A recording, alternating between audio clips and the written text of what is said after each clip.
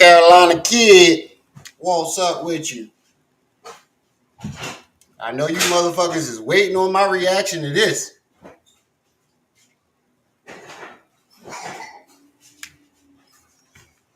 Only thing I can say is now I know how young Pharaoh followers feel when they listen to my videos.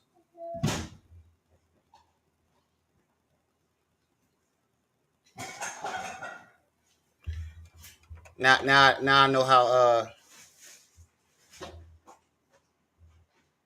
young Pharaoh followers feel when he first started the change.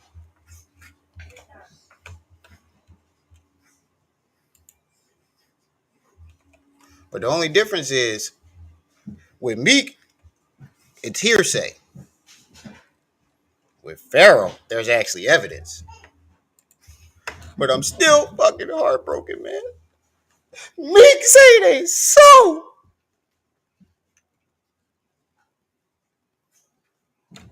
I can't even defend you right now. You said the voiceover had you dying. Uh, I be honest with you, I really don't like it because I think if I had spent like more time on it, it would have came out a little bit funnier and a little bit better. But I was kind of in a rush when I was doing it, so I didn't really take my time. I just whipped it together last minute because I was leaving out and I wanted to hurry up and upload it before I left. So I whipped that together in like 5-10 minutes. Like if I had like took my time and spent at least a half hour on it or more, it came out so much better. I'm gonna wait a little while and remaster it. So I just realized a lot of YouTubers do that. Once their channel start growing, they start releasing their old videos or videos that they did when they first started out that didn't get a lot of views.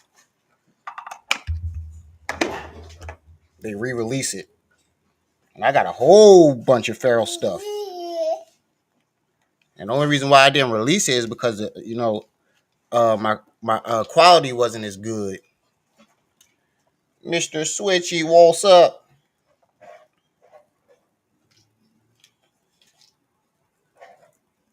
It's getting crazier and crazier every day. It went all right. It went all right. Hopefully the motherfuckers call me back.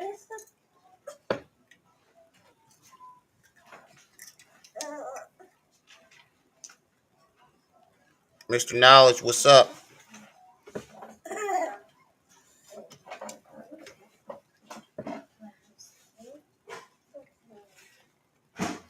Yeah, I was with you, y'all. I don't know if I could go through with this. I can't watch this. Nah, for real. I am a diehard Meek Mill fan. I am a diehard Meek Mill fan. Like, I've been a diehard Meek Mill fan since he was rapping in the street and nobody knew him. I have every song, damn near every song that Meek Mill has created before he got signed. Once he got signed, it was all over the place. But before he got signed, I have every song that he created, even the very first song he ever recorded. That's how far back I go. I was like 14, 15 when I first heard him. And he instantly stood out to me. And before he even got signed, when he was dropping the mixtape before Flamers was called The Real Me. Even when he dropped that, I thought he was my favorite rapper. Because at that time, it was the early 2000s and it was like bubblegum rap. And I didn't really like mainstream rappers. So I was more underground. But Meek has been my favorite rapper for the last, 10, 20 years. And to watch this shit, man, whew, sometimes he make me wish he never got signed.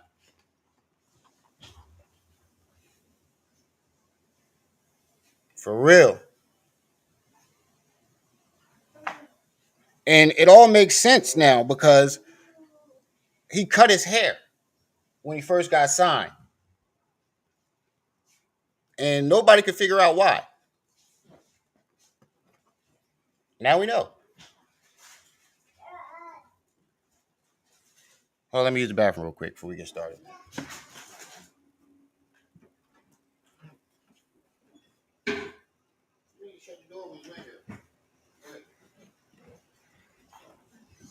Yo, I'm gonna get some chips in here. What? You say something to me?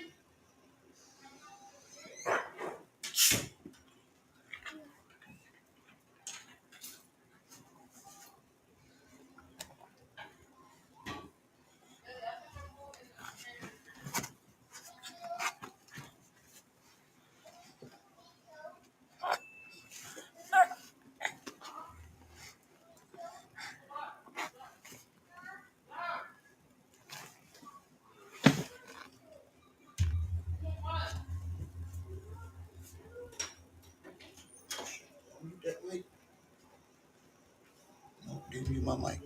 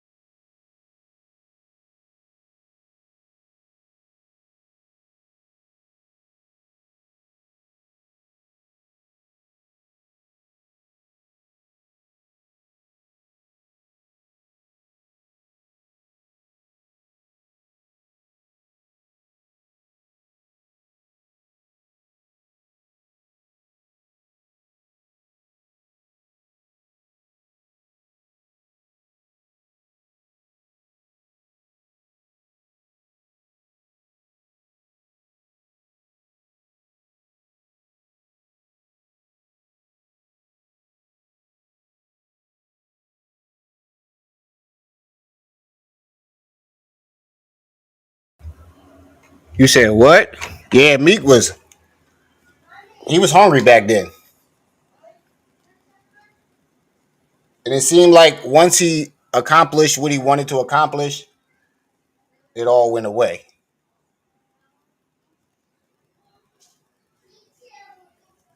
Trust me, the old Meek Mill that I knew would have bit Drake head off.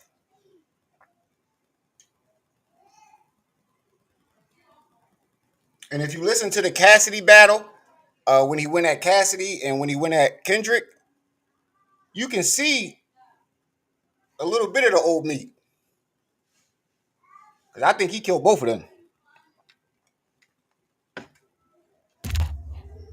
I'm not gonna lie, his diss track uh, at Drake was terrible. But I really didn't hear nothing in Drake diss track that, made me go, ooh. Except, is that a world tour or your girl tour in that other one? Uh, you getting bodied by a singing nigga.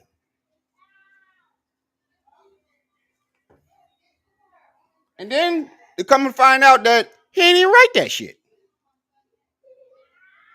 But don't nobody care. Like Uncle Murder said on Funk Flex. He said the bitches love Drake, even though he ain't write that shit.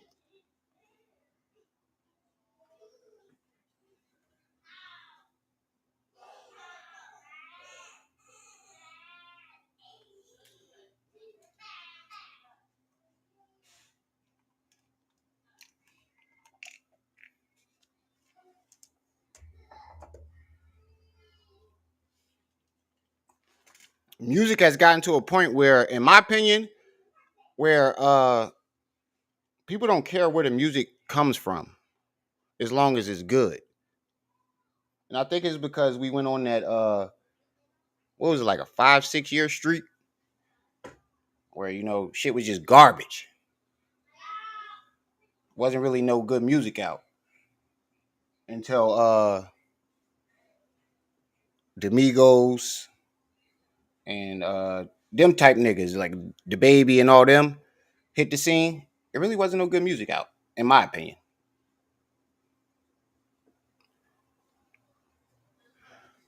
Yo, I think MGK won that battle. I'm sorry, I don't care what nobody say. I think MGK won that battle. Eminem didn't say shit on that diss track that was hot. Name one bar from that diss track that was hot. And every time I ask somebody, they can't do it.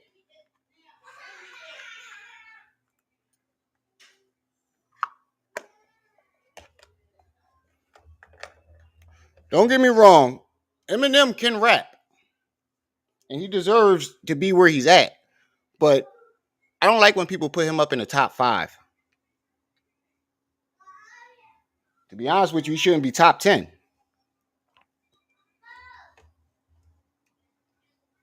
Like y'all niggas is, I think niggas is bugging, and I think they just dick riding.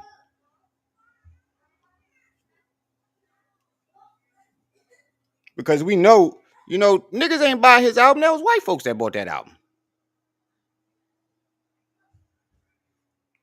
How many black people you know with Eminem album? How many people you know with Eminem albums?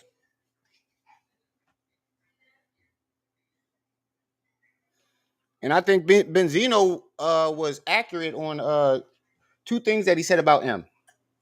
He said he got away with a lot of bullshit songs that black rappers would have never been able to get away with.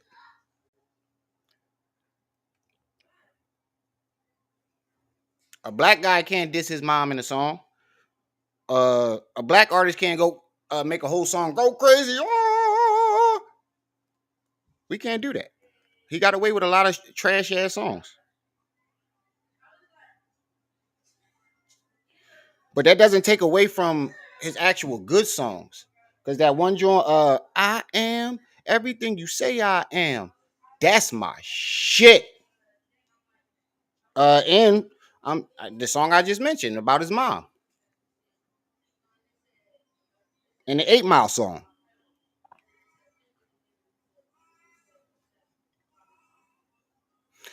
And I saw a video that made a joke about it. The 8 Mile. And it was a skit. And it was Papa Doc going first. And it didn't make a lot of sense because if Papa Doc had went first, he wouldn't have won that battle.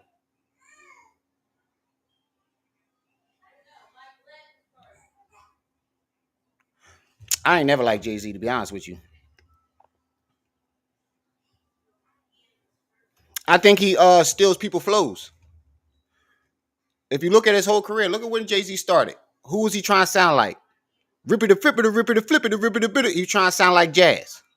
And then when he got with Big, he started trying to sound like Big in them. His whole flow from what was it? The Dynasty all the way to what was the album before his last album with Rockefeller, like as a group? That's Young Chris flow. Go back and listen to his flow and listen to Young Chris. The whispering, it's your boy. It's your, the whisper flow. When he start the whispering and his voice, That's young Chris Flow. Jay-Z was never number one at no point in time. I seen a video on that too. The truck driver, he was like, he named like the whole last 2 decades, and Jay-Z wasn't number one at any point in time.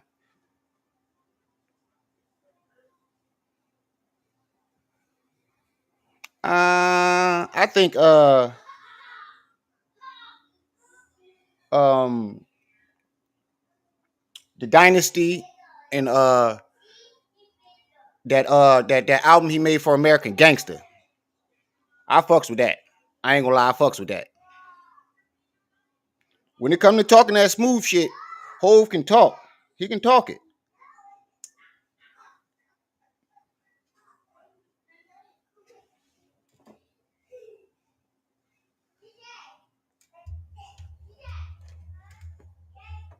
Best selling song was with Beyonce. Come on, man. Jay-Z would be irrelevant right now if he didn't get with Beyonce. That's why he was so pressed on either getting with Aaliyah, and when that didn't work, he said, "All right, I see Beyonce on the rise. All I got to do is make a fix her up a little bit and knock some people out the way. She gonna be number one." He needed that. He knew he needed something to latch onto, and 50 Cent said something about him that make a lot of sense too. What he does is he'll wait for a song to get hot, or he'll jump on the latest hot track to stay relevant without dropping any albums. And then when these artists need a new song and they reach out to him, he don't want to do it.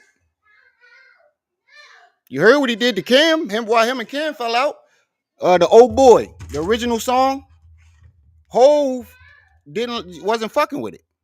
He asked him originally to be on the song, and Hove wasn't fucking with it. And then when it blew up, Hove tried to put his voice on it. He threw a verse on there, and Cam deleted that shit.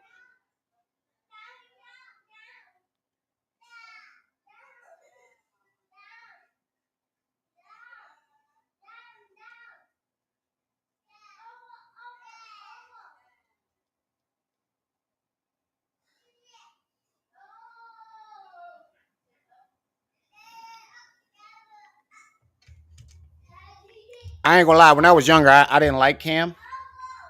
I thought his flow was corny. But as I got older and started to understand what he was saying more, that's when I started liking. I ain't gonna lie. 14 and 15, the way he was rapping, it was weird to me because we just had gotten to that Reed Dollars Meek Mills era, the Philly rap, and you know how we had a certain style. You can tell you was from Philly. We had a certain slang.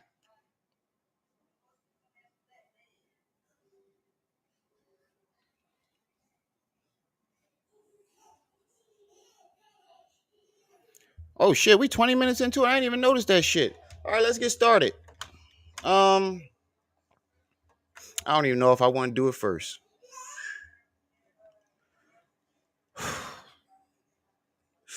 The only famous nigga I respected. He was the only nigga that I would actually geek out over, you know, fanboy over. Pause. Like I ain't gonna lie, if I met Meek Mills, I'd geek out. Anybody else? What's up?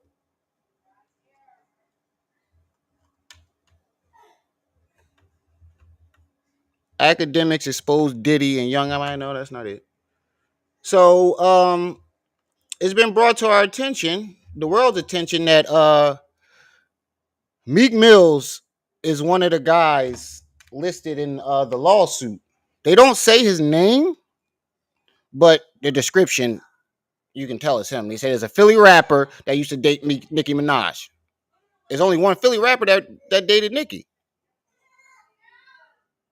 And that was another reason why I fucked with Meek so hard, because before he got signed, he said it in three mixtapes back to back. When I get there, I'm getting Nicki. He just kept saying, he even did it in interviews. He was like, I want Nicki. I'm getting Nicki. When I get on, I'm getting Nicki. So to hear him say that for like 3 or 4 years straight and then watch him do it, you know, that was motivation. To watch him go from being a nappy head, dusty nigga, rapping on the street to Hollywood, you know, it's different when you watch their career from the beginning. You know, you had a feeling like when he first got signed, it was like the whole Philly got signed, you know? He said Meek got with Nicki and stopped caring about rap. True, true.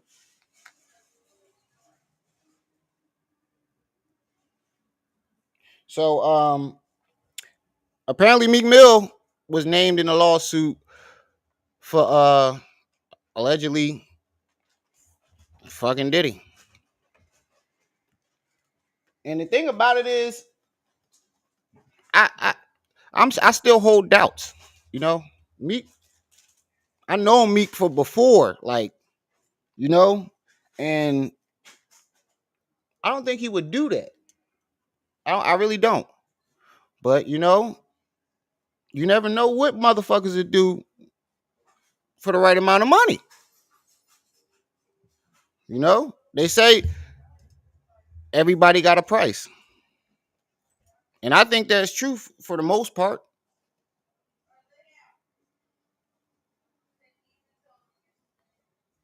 He probably was blackmailed. Could have been. But if they did do something, Diddy strikes me as a bottom. And the reason why I say this is because if you listen to the stories, he likes watching other men sleep with his girl. Why would watching another man go up in your girl turn you on?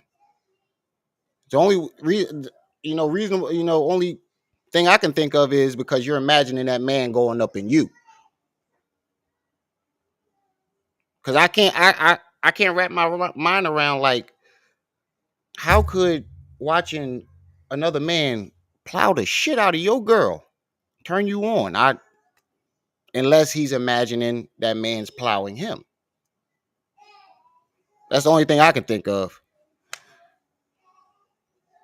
People don't understand the true value of integrity. But Meek, he was one of those people who stood on his integrity. But when he got to Hollywood, you start. I ain't gonna lie, I did notice in a lot of changes. He did a lot of stuff that he wouldn't do before he got signed, before he became famous. He said Diddy gave him some mushroom tea, and then they what's the name? They pulled up this old picture of Meek and Diddy, and they wearing matching outfits. But I'm like, yo, everybody saw that picture when it got put up.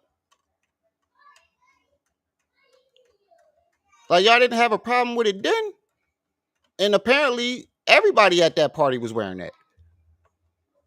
And now Meek Mills and Academics is going back and forth. Act jump right on it, you know, trying to clown Meek, and they never liked each other.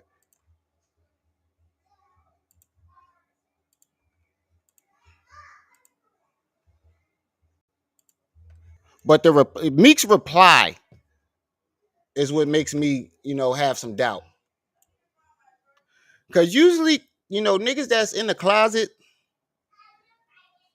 and they still in denial, they don't threaten people. They don't want to go after people.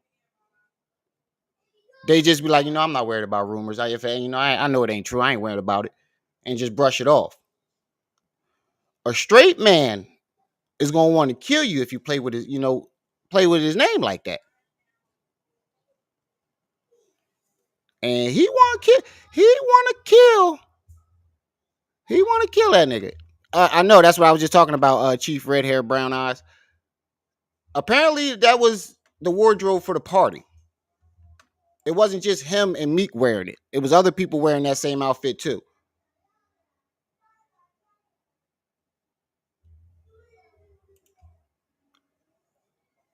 You said Meek not known for tough shit, only good raps. Mr. Switchy, did you know Meek before he got signed?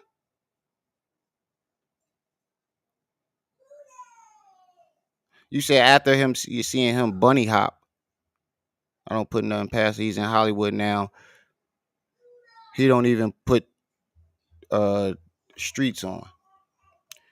That's why I'm not gonna say that it's not true.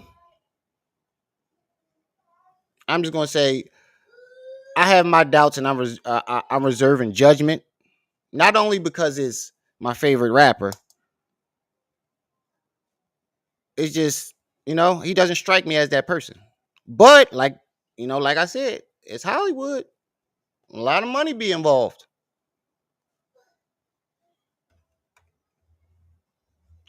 I mean, he was in the streets, but he wasn't trapping like he act like he rapped. The most he sold was an ounce of weed.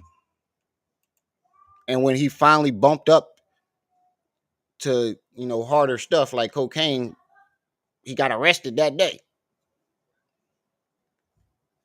So he never got a chance to even get around to that. Chicks. Get ready. You know what to do, chicks. So look at Chick Smooth. Hey, Chick Smooth. Appreciate all the coverage that you've been doing. I've been watching your shit for a while. But the Meek Mills before he got signed was a ruthless motherfucker that didn't care about life itself.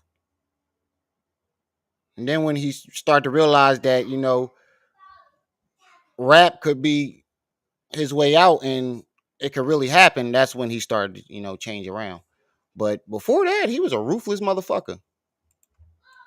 I just subscribed to your shit too, bro. And we are back at it once again. If you guys remember, Meek Mill and Akademiks, they got linked up on the phone by 21 Savage, who was a mutual friend of both of them. Even though they did not become friends after their truce, they agreed to not speak on each other on social media. But if you guys watch Akademiks stream, Akademiks... That's basically, why I fuck it. I watched his whole entire growth from the very beginning. When people say they watched the celebrity from the beginning, you watched him from the beginning of his fame.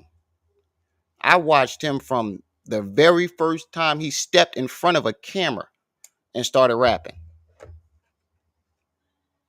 He was 12. And you would where the fuck this young boy know all this shit? No, actually he was, I think he was like 14. I was 12. And that's what, drew me to him, because I'm like, damn, how does he know all this shit? What 12-year-old knows all these different types of guns and he knew too much for his age. Mix would still be taking shots at That's me, when I but realized I was today behind. that truce is completely off. Now, in that 73-page lawsuit that Lil Rod filed against Diddy, there were two names of artists that were redacted that were stated to have done stuff with Diddy. If you guys look at the documents, it says one is a Philadelphia rapper who dated Nicki Minaj. The second one was somebody that performed at the Super Bowl and also had a successful Vegas residency. Now, Akademiks was on stream last night and he put two and two together, claiming that the Philly rapper that dated Nicki was Meek Mill. There's only one Philly rapper that dated Nicki, so that was obvious. And he said a Super Bowl that just did the Super Bowl and has a Vegas residency. That's obviously Usher.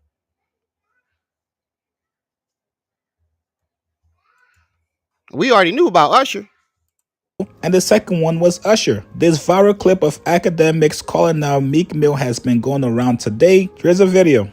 But the only thing that bothers me is I feel like the majority of the people that's, like clowning Meek, they wanted it to be true. It seems like they don't care if it's a rumor or not. They, what I mean? There's a lot of people that hate Meek, and and they want to see him do bad. And you go down in social media. So it seems like to me, like a lot of the people that's like clowning him right now are people that want it to be that way. But like I said, as in my eyes personally, his number one fan, It ain't looking good. Do I fuck with Uzi? I got respect for him. I've met him one time and I thought he was gay in the King of Prussia Mall. I thought he was a little fruity, but I don't really have no problem with him. I don't listen to his music, but I really don't have no problem with him.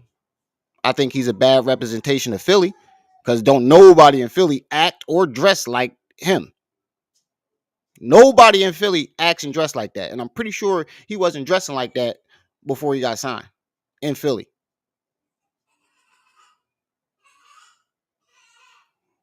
I just think he's a bad representation of us. But hey, fuck it. Somebody had to do it. He did not. It did not say Meek Mill name. Wait. Oh, hold up. Never mind. Like Wait, what the people fuck? like him, Akademiks is the main one. He wanted this shit to be, even if whether it's true or not. Act wanted it. He's one of those people. He's the main one that wanted it. Wanted to be true, even if it's not.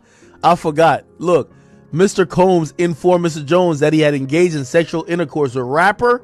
5, that's redacted. Look, 5, he's a Philadelphia rapper who dated Nicki Minaj. Yo, Meek, we were playing around with that Michael Rubin shit. But if you don't, you've been tweeting about you've been tweeting about everything on planet Earth. If you don't, and to be honest with you, I did think it was kind of weird when Meek Mill started hanging around them billionaires. I'm like, what the fuck they want to be? What could they possibly have to talk about?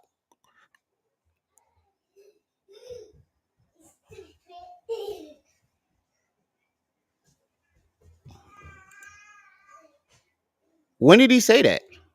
Because I just played that video yesterday, and Meek did not tell him that he loved him. Meek actually looked a little confused when he caught on to him when he realized he called him daddy.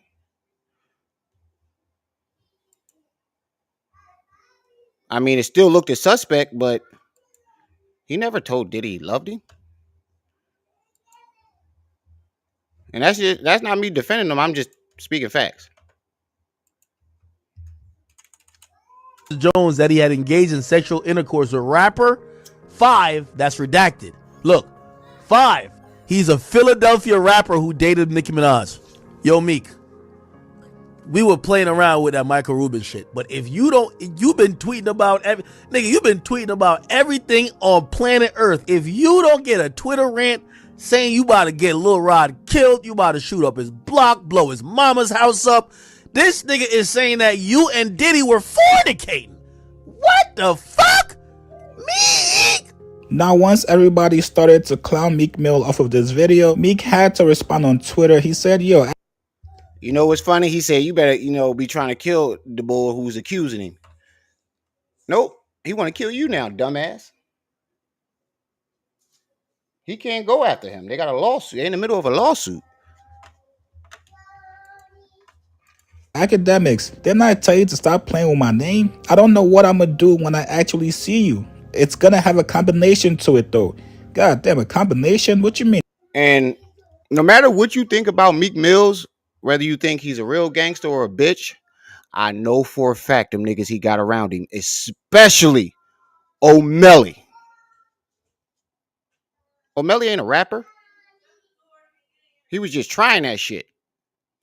So he was, but O'Malley and that one bull, Ernie, I know for a fact them niggas get busy. And they don't play about Meek, especially O'Malley.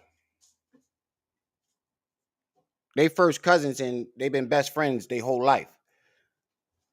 And I know, O'Malley do not give a fuck. He's the type that'll shoot first and never ask questions. You know how they say shoot first, ask questions later? He not even gonna ask questions. So whether you think Meek's a bitch or not, he got some crazy niggas around him that I know for a fact will rock out. if he tell him to. And Meek goes on to say, the way you niggas coming on the sick now. I can't wait to meet academics. They know I drop tomorrow. This day damage control. This net getting too weird. Bitch ass nigga. And that's another reason why I got my doubts. Because Meek about to drop, he was about to drop something today. Either he did or he was about to drop something today. Niggas ain't gonna play no games with me. They trying to do damage control.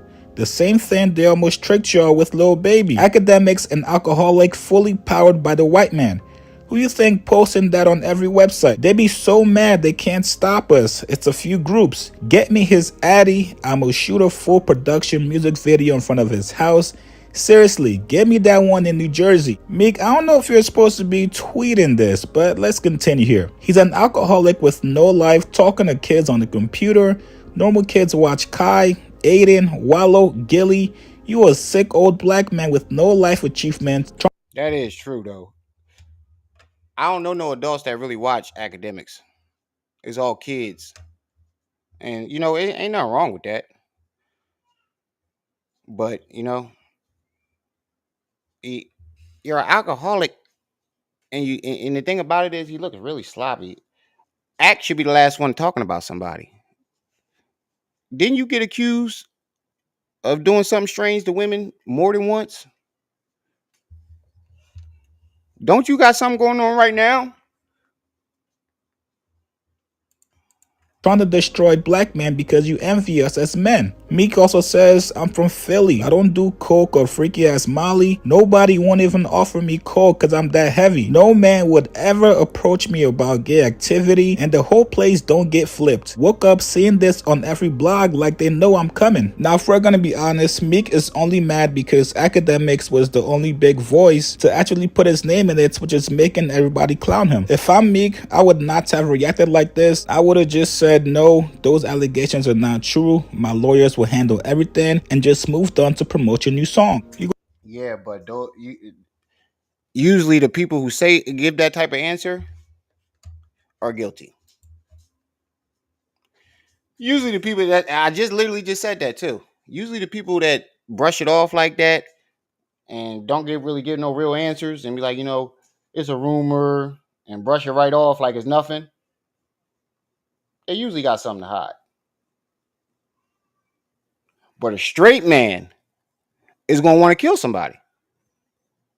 There's nothing you can say to an actual straight man if somebody, you know, accuses him of being gay. He's not going to stay quiet. A straight man will not be able to stay quiet.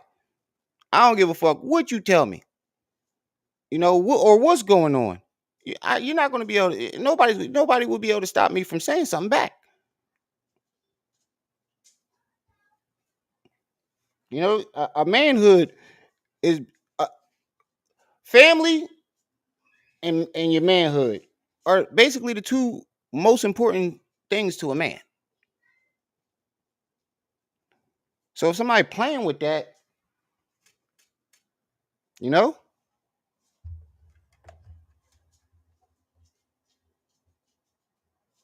he said a zesty man once said, but even if I was gay.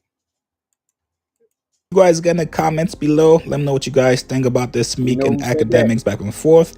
Post comments below. Subscribe to my channel, like this video. I'll see you guys later, man. Hey guys, shop with my boy Chick Smooth at chicksmooth.shop. Oh, there's a bigger video where Akademiks is reading it out. And Diddy responded. Mr. Combs I informed Mr. Jones that he had engaged in sexual intercourse with rapper. 5, that's redacted. Look, 5, he's a Philadelphia rapper who dated Nicki Minaj.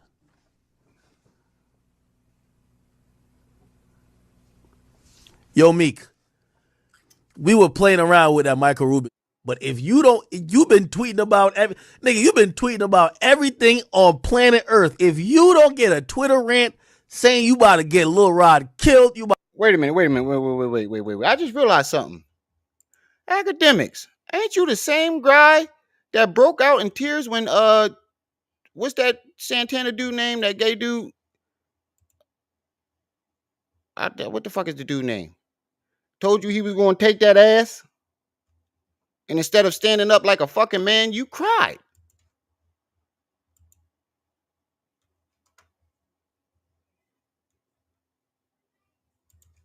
About to shoot up his block, blow his mama's house up. If it was anybody else, I wouldn't have a problem right now. But Ak is the last person to be, trying to clown somebody, nigga. Didn't you just get exposed all fat, drunk, and sloppy on somebody's couch?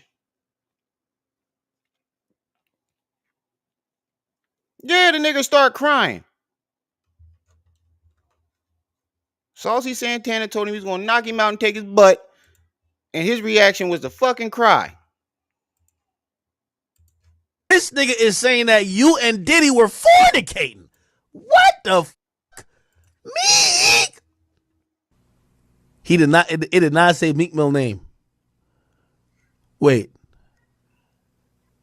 Like, I can't even imagine such debauchery and such fuckery happening to a gangster rapper like Meek. Imagine after a freak off session with allegedly Meek and mother Diddy, and now Diddy's over here braiding mother Meek's hair. Like, come on, bro. No. He's a Philly rapper who did not. No way. Nah, it's no way, bro. Bro, it's no way. It's no way, dog. Yo, Meek, now ain't the time to be talking about switches on the street, nigga. And to be honest with you, it's not. I don't know too many like closeted people in Philly, like either one way or the other. I don't know too many closeted people. But then again, you're not supposed to know who in the closet. But from the most part, from what I've seen in my experience, usually you're one way or the other.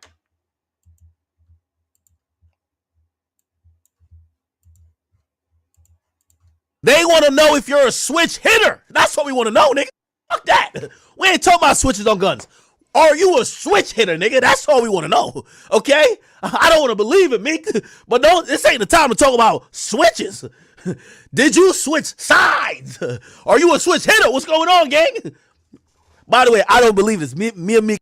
You said, Shadow, you said the fruity dude was going to take the man whole booty, yup. And the way Meek screeched, the way he screeched, Meek sounds too suspect. What you talking about?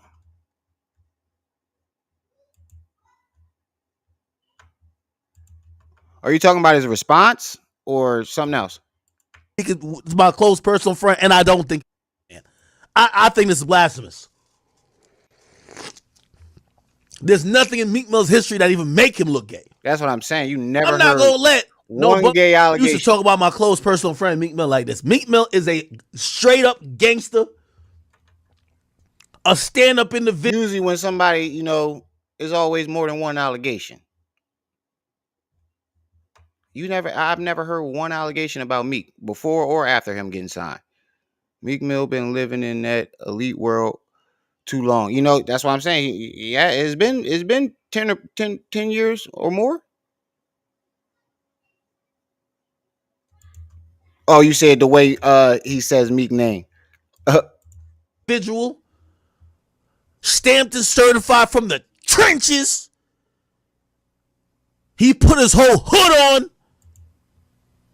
Wait, is there anything? Let me see. Yo, I ain't gonna lie. That is true. I'm glad you said that because I forgot. And that was one of the real reasons why I'm not going. Like I said, I wouldn't put it past him because I did see that too. It is what it is. He went on a total rant. And not one time did he say, no, I think one of the Jones he did say, won't a nigga, nobody, a man would never come on to me in that type of way and the building don't get flipped. I mean, that's kind of a denial, but I get what you're saying. He never outright said this shit ain't true. And that's the part that got me fucked up. Like a daddy pose. I'm like, daddy. You feel me? Hold up. Every time I see that picture, it reminds me of 50 Cent. Yo, it's Big Ant, the spokesman, man. We back. Another edition of Urban Politicians TV, UPTV. Make sure you stay on your pivot at all times, man. Had to come tap in, and I said it before, and I say it once again. The year of 2024 is the year of all capital C's. That's basically what I was saying. It is what it Confusion, is. chaos, conflict, and confrontation. As we ain't even fully clear. That's what I meant when I said he said nobody come at him without the building getting flipped. That's kind of a denial, but not one time did he directly outright say this shit is false. They lying. And that's what bothers me the most. Cleared the 2 months yet. I mean, it is the last day of February, but still, we ain't knocked down 2 months yet in the new year, and every day is some type of static on the nigga timeline or just going on in the world. From everything, from politics. I got a question for all the men out there. If your whole entire family depended on you, and you know you take care of everybody from your mom to her mom to her mom to your sister, her kids, would you sacrifice your booty for it? Your kid, your own kids, would you sacrifice your booty for it?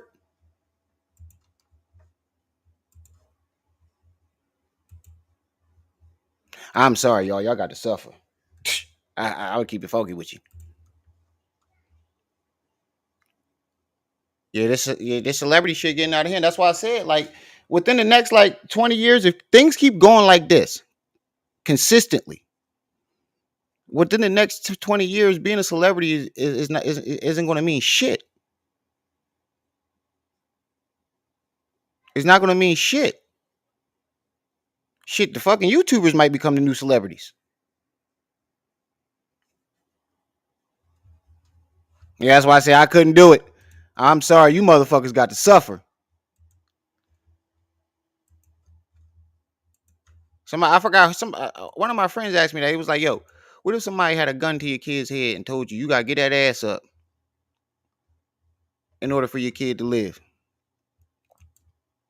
I'm gonna look my kid dead in his eyes and say, "Look, I love you, but it ain't happening." But I would say, shoot me too. You know, kill me too. But I'm sorry. I look my child right in his eyes. Look, man, I love you more than anything. And I'm willing to put myself through any other amount of pain. I'll fucking fight Mike Tyson before I do some shit like that. I get in the ring with Mike Tyson and insult his dead daughter before the fight start. Before I do some shit like that.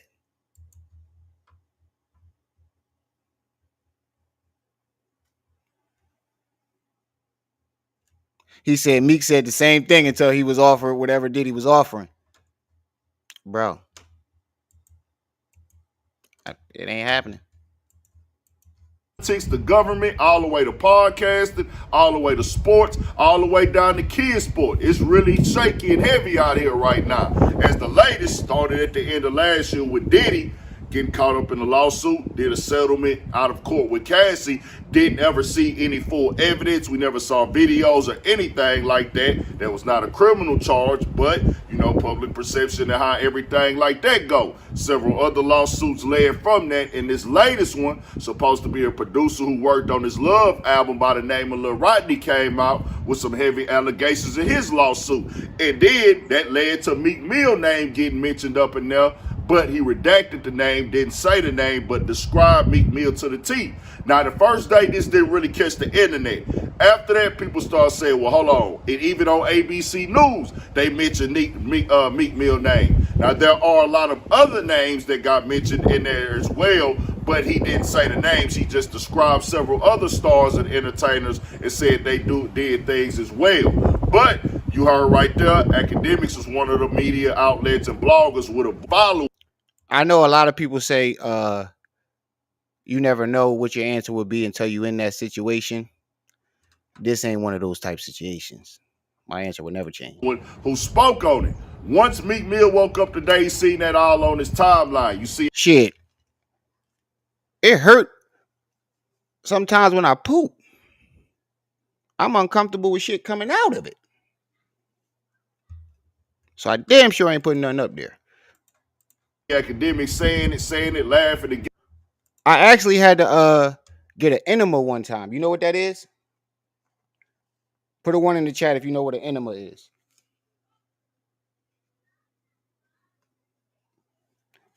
And the shit was like 4 or 5 years ago, and I still feel violated.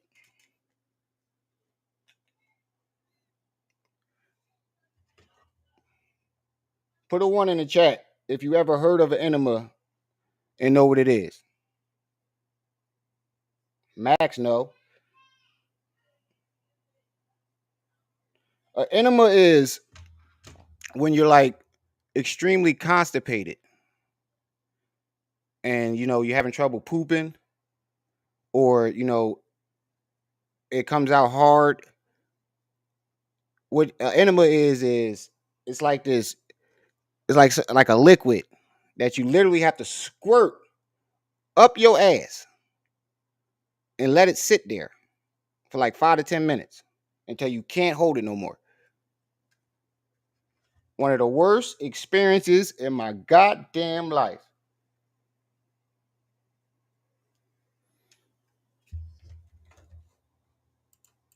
Giggling about it, Meek Mill jumped out there and went directly at Akademiks on Twitter. Akademiks, didn't I tell you stop playing? And the thing about it is, I got my mom to do it for me because she was a nurse, and it's your mom. That's the only person I would trust, with anything like that.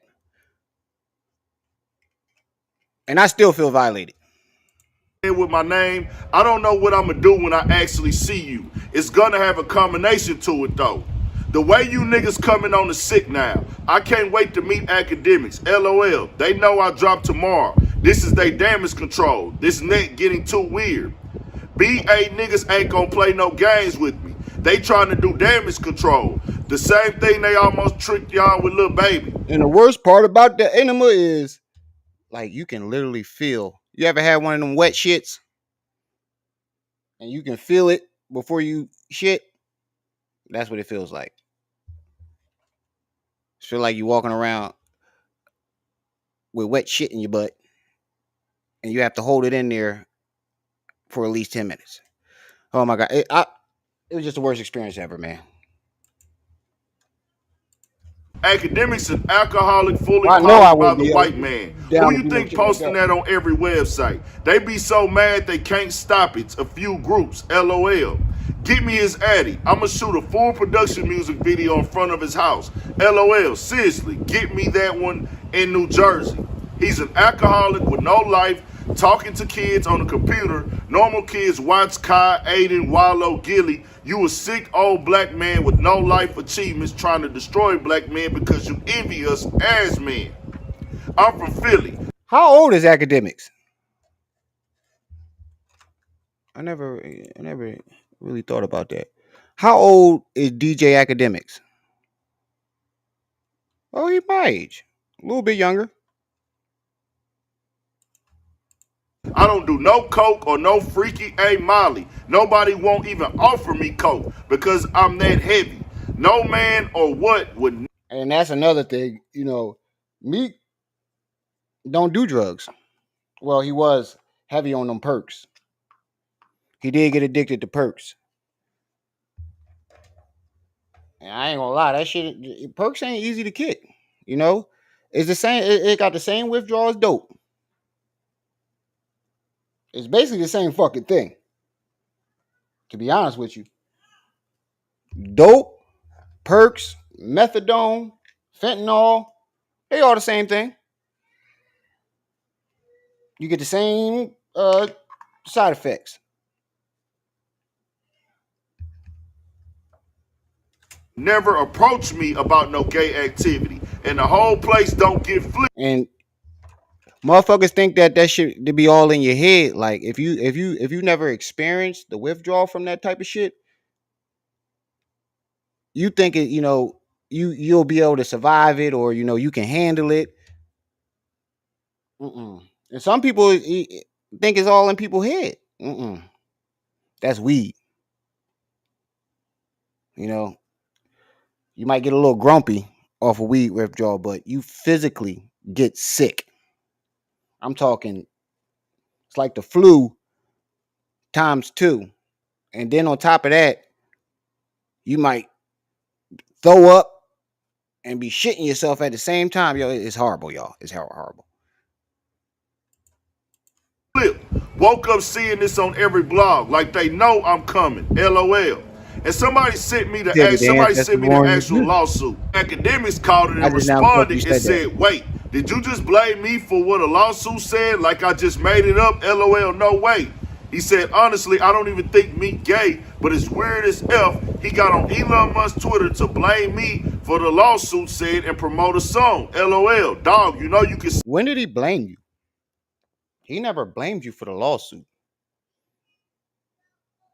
What is Akademiks talking about? He said he went on Elon Musk's Twitter and blamed me for the lawsuit and said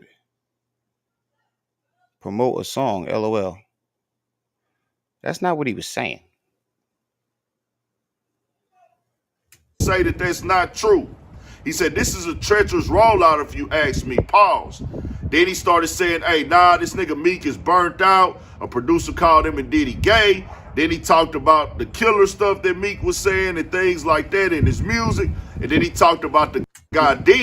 And this is another reason why I don't cover Meek Mill's, stories and when something happened with him, because even if I'm not trying to take his side, it always comes out or sounds like I'm, trying to take his side. Even if I'm not. Who Meek was part of Dream Chasers crew and they fell out and stuff like that. And he said that they tried to come to his platform and get an interview, but he turned it down out of respect for 21 and everything like that. And I'm gonna tell y'all like this right here between these two. This is just two niggas who don't like each other and tried to patch it up like they did. Akademiks can say what he want to say. You don't like Meek and Meek don't like you. Y'all was never cool because he's the one with the platform. He the one with the following. And when you open up your phone, it's going to come off as this nigga that does not like me, that I don't like as well, is campaigning against me. So that's who I'm going to jump out there and respond to and everything like that. And as I said before as well, with the street stuff, any nigga Yeah, I thought he was a little bit older than me too. Y'all find a way to work it out because the feds is always watching and looking for these beats now more than ever, no matter who you is or where you're from, especially if you getting on internet about it and it's real. When it comes to somebody like Akademiks, he's somebody in media, those type of consequences really ain't there. It's just, hey, I'm going to talk crazy to him and things like that. And I'll tell you like this right here as well, when it comes to the most important thing. Akademiks strikes me as one of them nerdy kids that, didn't have no friends growing up, couldn't get no women, and just sat in the house on his computer all day. And then when he got money, that's when Big Ak was born. About this conversation, because Meek and Akademiks, we already know they don't get along. This is just, and the reason why I could tell is because any man that uses his money to as validation, and that's the only thing he uses to validate himself, that lets me know you have nothing else to offer. They're spilling back over again. When you don't respect the nigga, a nigga don't respect you, keep it as that. Y'all can really just go your own separate way. Don't act like it ain't no tension there when you know you really don't rock with a nigga. I'm just gonna give niggas the best advice that I can. Just keeping it all the way 100. If y'all, I know a lot of men nowadays act like, a chick choosing them over somebody else, or simply choosing them because of their, financial situation. Nowadays they proud of that shit. But, coming up and the way I was raised, and it's still to this day, it feels better when a chick chooses me for my looks, personality, my me. Because that shows that I don't need material things to get a woman.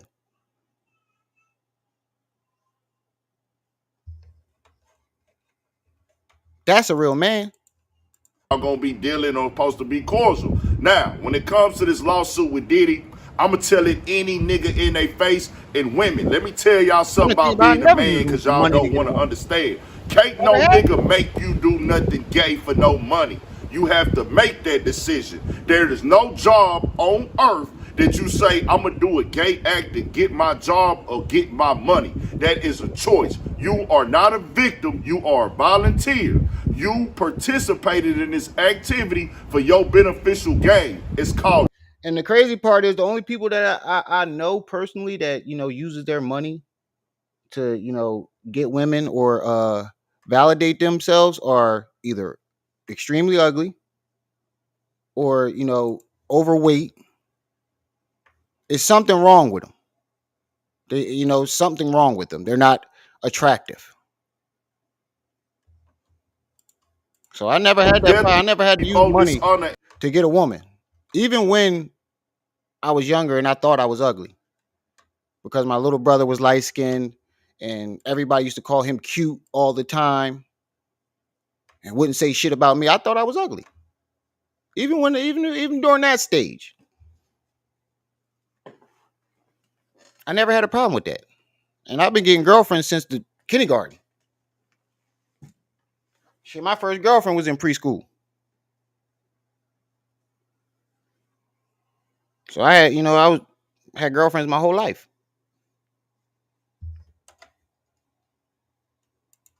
Never had a problem with that. As a man, there is no, hey man, you hanging it over my head. If a nigga didn't beat you down, force you, hold you down, put a gun in your head, and say, nigga, I'll kill you if you don't do this, you were not taken advantage of, nigga. You took the opportunity. Now, the reason why I highlight this video, listen to what he's saying. Because if you go back to my live stream yesterday, I was saying the same thing. I was basically saying the same thing this man is saying. Like, he didn't force you. And I don't think he's gonna win this case because to me, he sounds like a willing participant. To me. Like, ain't no job gonna make me allow somebody to, look over somebody touching my bunghole.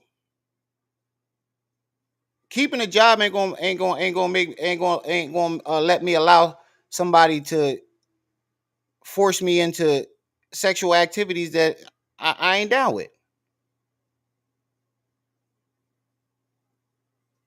And the fact that you stayed for a whole year and he allegedly did it more than once, you know, sound like another Hassan Campbell story. Nigga, I'm just gonna give niggas the best advice that I can. Just keeping it all the way 100 if y'all gonna be dealing or supposed to be cordial. Now, when it comes to this lawsuit with Diddy, I'ma tell it any nigga in their face and women. Let me tell y'all something about being a man, cause y'all don't want to understand. Can't no nigga make you do nothing. Exactly. Listen to what he's saying. With Diddy, I'ma tell it any nigga in their face and women. Let me tell y'all something about being a man, cause y'all don't want to understand. Can't no nigga make you do nothing gay for no money. You Right. have to make that decision. There is no job on earth that you say, I'm gonna do a gay act to get my job or get my money. Right. That is a choice. You are not a victim, you are a volunteer. You participated in this activity for your beneficial gain. It's called death before dishonor as a man. And to be honest with you, that's what I was going to say yesterday, but I wanted to reserve my judgment or see if somebody else feels the same way. But that's kind of how I felt. I'm like, yo, my nigga, you participated. That's a willing participant. And it seems like once you saw what happened with Cassie, you're like, oh, ding, ding, ding. Let me get my money. I got videos. I got videos and pictures too. Let me get a quick 30 mil. And then plus they said Diddy screwed him on the publishing on his last album or something like that. He screwed him out of something in that when he produced his album. The reason why he was there for a year, they said Diddy, was being Diddy. There is no, hey man, you hanging it over my head. If a nigga didn't beat you down, force you, hold you down, put a gun in your head, and say, nigga, I'll kill you if you don't do this, you were not taken advantage of, Exactly. nigga. You took the opportunity, nigga, because any man know, nigga, you walk away. Just like Meek Mill said, nigga, don't even play with me like that. Nigga, cross you like that and touch you in a way as this nigga said he was touched. You ain't do nothing to them niggas? Oh, nah, nigga, you enjoyed that. If that's the case, which, keeping it 1,000, I can't confirm. I don't see no evidence. I would say innocent until proven guilty. I don't believe this nigga. I seen he was saying he wasn't getting his publishing. Now, Yeah, to be honest with you, you sound like a willing participant to me. Because now one time does he mention Diddy making any threats to him? He doesn't even mention himself resisting. That's the one part that everybody's missing. He doesn't even mention what he did when it happened, or when they, when the bull first touched his booty hole. You never mention what you did. Why is that? When he first tried to lure you into these sexual activities, not one time did you say you try to tell him no, anything. None of that.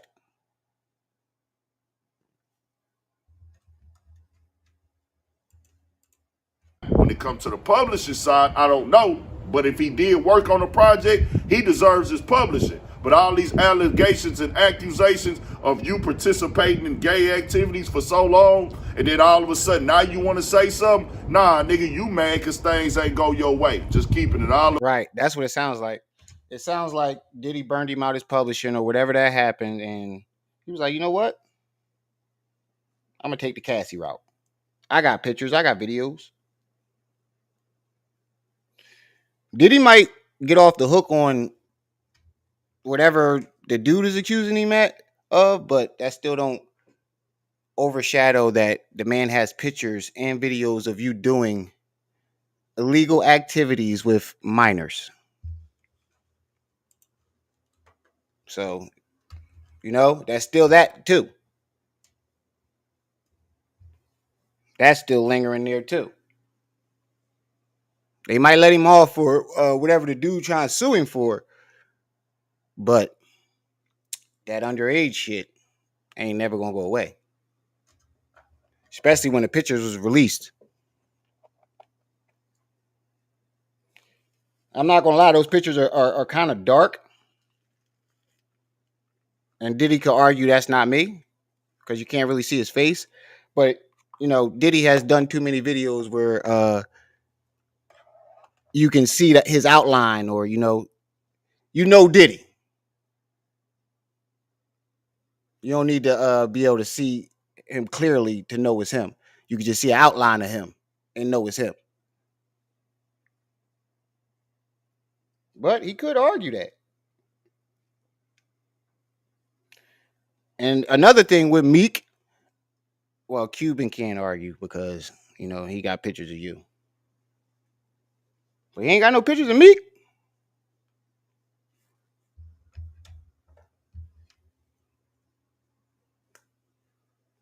I'm waiting for somebody to say he don't got no pictures of Meek because Diddy got them all.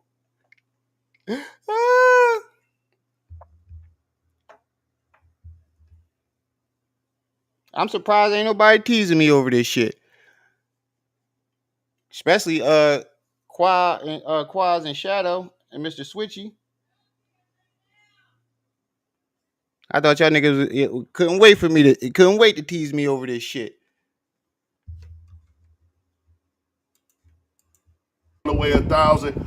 I don't know I what's what with appreciate y'all that not rubbing it situation, in. but there is no such thing as you getting a nigga giving you a job and you doing gay stuff to keep your job, nigga. Yeah. You wanted that paper, you want the opportunity, Yeah. nigga. So either way, that nigga dead in the water with me unless he provides some real. And the most important part, not only did you never mention you trying to tell him no, you never mentioned him threatening you, oh, if you don't do this, you're fired. It's so many details that's, missing in this situation. Sounds like a Hassan Campbell story to me. Y'all see what Hassan Campbell done started? Proof, evidence, and documents in this thing. Not to mention, he's actually putting a lawsuit out here. This is not him going to the police. This is not him filing and pressing charges. This is him trying to get a check. Let's focus on the real victims who are violated and want to go to the police and get the real justice. Niggas like him who are grown men saying He's not one of my favorite. He is my favorite. And that's what's so fucked up, Shadow. The nigga is my all-time favorite rapper. And nothing probably won't change that. Unless these allegations turn out to be true. the nigga touched them and they didn't do nothing. We don't got. But even if they are true, I'm just not going to listen to none of his music from after he got signed. To be honest with you, after the Championship album, I haven't really listened to none of his new stuff. But it wasn't just because he was falling off. It was mainly because I stopped listening to, rap music altogether. Time for that nonsense, my nigga. And I'm not saying that these things don't go on behind the scenes and things like that. It's too much, fuckery in music. And, I'm one of those people that understand music was the first form of spells. And that's a fact, y'all. Music, they spells. Music is spells. Think about it. Really think about it. When you're sad, you listen to sad music. When you're mad, you listen to mad music. When you want to get amped up, you listen to music to amp you up. When you're in love, you listen to love music. Before you get some cheeks, you listen to booty, love making songs to get in the mood.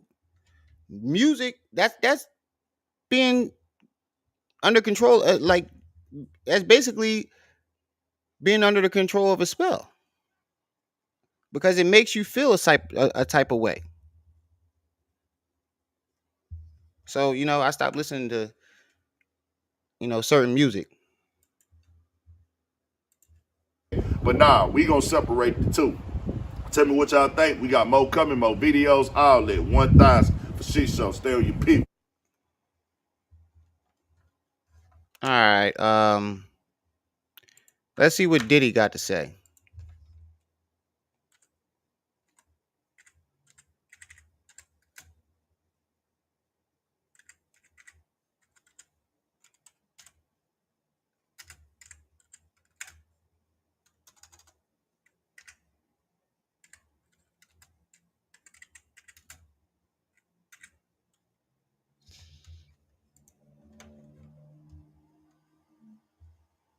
Diddy reacts to the assault.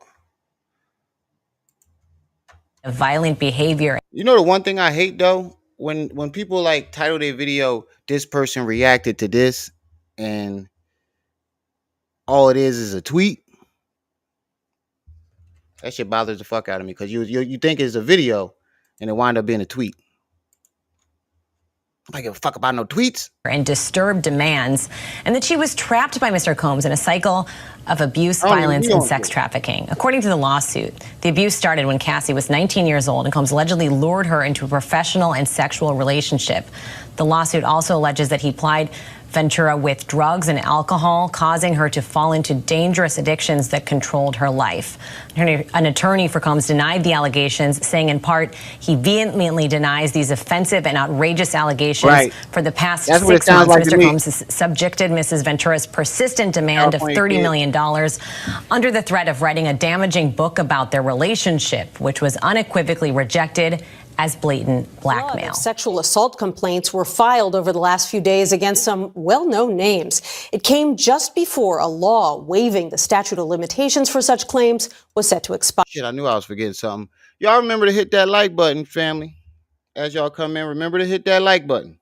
Share this video, subscribe, and support the channel. Hit the Cash App, hit the PayPal, hit the Venmo.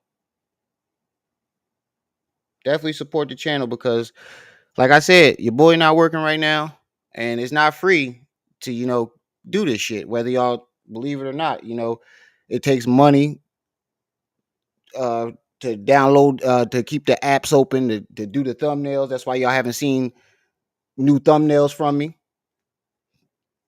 because I got to pay for that. You got to pay for the StreamYard. Got to pay for the YouTube Premium. This shit ain't free. So support the channel. Hit the Cash App, hit the PayPal, hit the Venmo.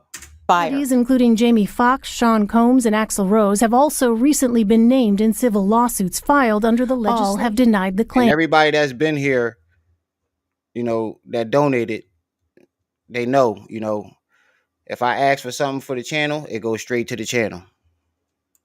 Only time I've, got a donation and then spend it on the channel is when I told you what I was doing with it. If I'm not spending it on the channel, I tell you, before you send it. I don't lie about what I need, where the donations go or, shit like that. Names. Signed by Cuomo's replacement, Governor Kathy Hochul, in 2022, it created a one-year window for adults. To be honest with you, I like the first, I think, year and a half, I wouldn't even take donations because I didn't want to, ever I didn't want to give nobody the chance to ever try to put me in a category with, Young Pharaoh on them. Shit, it was only recently I started saying, support the channel, hit the Cash App, hit the PayPal, frequently throughout the video. To file suit against their alleged abusers and any institutions that enabled them, regardless of statutes of limitations. In all, about 3,000 lawsuits were filed. Yo, it's Big Ant, the spokesman, man. We back. Another edition of Urban Politicians TV, UPTV. Make sure you stay on your pivot at all times, man. Had to come tap in once again on Sean Combs, a.k.a. Puff Daddy, a.k.a. Puffy, a.k.a. P. Diddy, a.k.a. Diddy, a.k.a. Sugar Daddy Diddy, a.k.a. Take that, Mr. Take That and Take Some. I know I don't really got to explain nothing, Carolina kid, but, I like to be transparent. You feel me? I like to be transparent.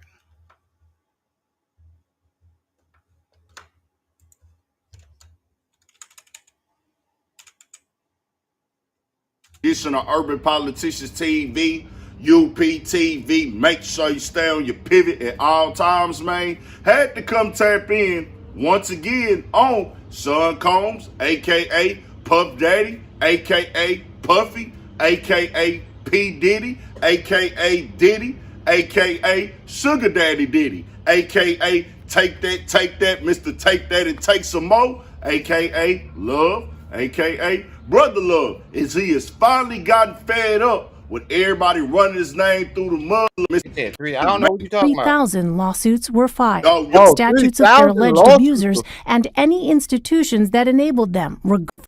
Just before a law waiving the statute of limitations for such claims was set to expire. Parties including Jamie Foxx, Sean Combs, and Axl Rose have also recently been named in civil lawsuits filed under the legislation. All have denied the claims.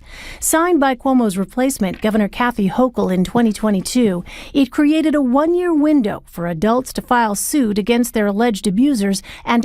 I've been hearing Jamie Foxx for years. But I heard that Jamie got videos of him and Jay-Z, and that's why he allegedly had, that stroke or whatever. They said they were trying to kill him to get rid of those videos because one of the conspiracy theories was Diddy and Jay-Z tried to kill him because they knew them lawsuits was coming, and allegedly they was going to subpoena Jamie Foxx, and then get the tapes from him, and they try to off him before that happened. But that don't make sense to me because apparently he was participating in them tapes. I know for a fact he participated with Foxy Brown. I don't know if she was of age or not during the time, but I know he participated with Foxy Brown. Any institutions that enabled them, regardless of statutes of limitations. In all, about 3,000. Foxy Brown even said she had a copy of the tape, and somebody broke into her house and stole it. We all know who sent somebody to do that shit. It was only one person at the time that had everything to lose. Lawsuits were filed. Yo, it's big. And the spokesman, man, we back. Another edition of Urban Politicians TV, UPTV. Make sure you stay on your pivot at all times, man. Had to come tap in once again on Sean Combs, a.k.a. Puff Daddy, a.k.a. Puffy, a.k.a. P. Diddy, a.k.a. Diddy, a.k.a. Sugar Daddy Diddy, a.k.a. Take That, Mr. Take That and Take Some More, a.k.a. Love, a.k.a. Brother Love, is he has finally gotten fed up with everybody running his name through the mud online and playing, and he want respect put on it now, as he went to Instagram and said this today: enough is enough. For the last couple of weeks, I've sat silently and watched people try to assassinate my character, destroy my reputation and my legacy. Sickening allegations have been made against me by individuals looking for a quick payday. Let me be absolutely clear. I did not do any of the awful things being alleged. I will fight for my name, my family, and for the truth. Son Diddy Combs, nigga. But did he say something similar when Cassie sued him and then settled the next day? So, Diddy, your word don't really mean nothing, bro.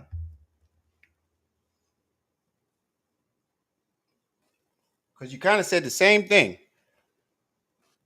when Cassie first filed her suit. You denied it, said it wasn't true. And then the next day, we hear you fucking settle. So, can we really go off of his word?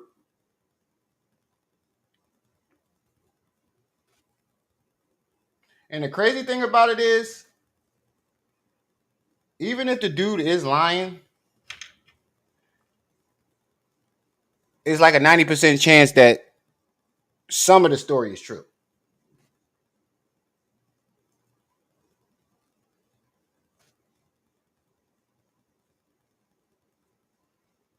Nigga, and like I said, nigga, take that, nigga. This brother love, nigga. This love, nigga. Y'all know. Now let me stop, man. Let me quit playing and be serious for a second. And that's why I put them clips in the beginning from CBS News, and I had a link in the description for those to show the actual things that got filed under the Adult Survivors Act out of New York, and which Diddy did agree to pay the lawsuit fee and that and everything, but they did say this is not an admission of guilt. This is just us selling out of court of going through this long process here. But we've seen online multiple people popping out. Stories are all over the place. People that were around Diddy, we got people shopping stories around. Some people already was doing interviews and things of that nature. But Diddy is saying none of these things are true, and he gonna fight for his name, and he gonna clear everything up. I'm pretty sure his lawyer has advised him not to speak on none of these allegations directly, but niggas get fed up. They keep seeing more stuff popping up all over the blogs. Diddy is a nigga that operates online, most definitely, so he see what everybody's saying. And that's another thing that don't sit right with me. The person that everybody believes is guilty in this situation even said it's not true. But Meek didn't.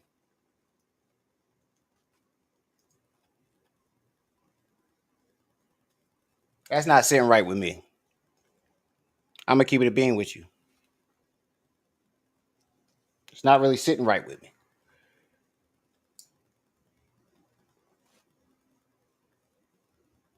You know, at the end of the day, I hope that sorry, I was reading. I'm reading something. You know, I'm texting somebody and trying to read the message and talk to y'all at the same time. That's why I keep stopping in the middle of my speech, my sentences. But at the end of the day, I hope it's not true. But you know, something just not sitting right. He not out the loop. More and more people coming up with all these stories. And I'm going to tell you like this right here. When you be quiet at times, whether it's truth or lie, it's going to grow legs. And people going to want to hear. Hey, Mr. Switchy, you from Philly? Or around, you know, East Coast? And that's what's not sitting right with me the most. The braids. Because everybody was, you know, wondering. When he first got signed, everybody was wondering, why did he cut his hair off? That was his trademark. You know, they say when you get signed, one of the things they ask you to do is change, you know, your image. Cut your hair. Usually when somebody had long hair for a very long time and they just cut it out of no, like same thing with Busta Rhymes.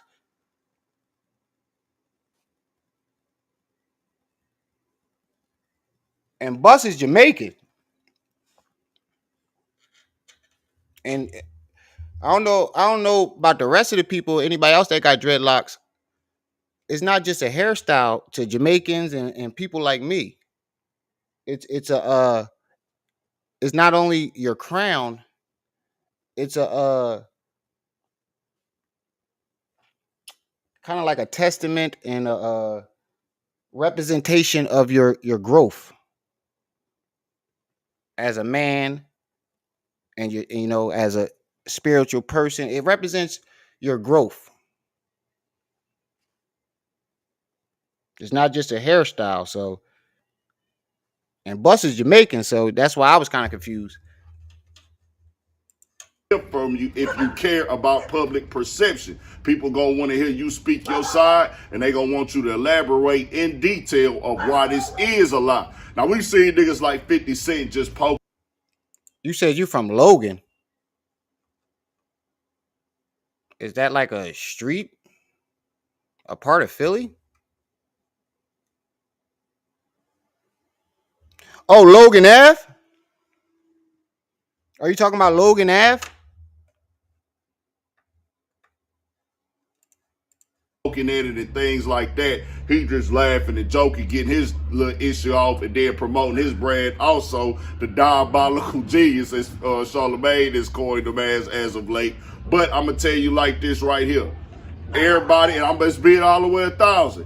If you have gotten paid, just keeping it 100. I'm not saying you ain't go through what you didn't go through because I wasn't there or what you alleging. But if you took a payday for it, his lawyer, whether you speaking in an interview, you didn't go to the police, they can fight that and combat it with, hey, this is a gray area. This is for money.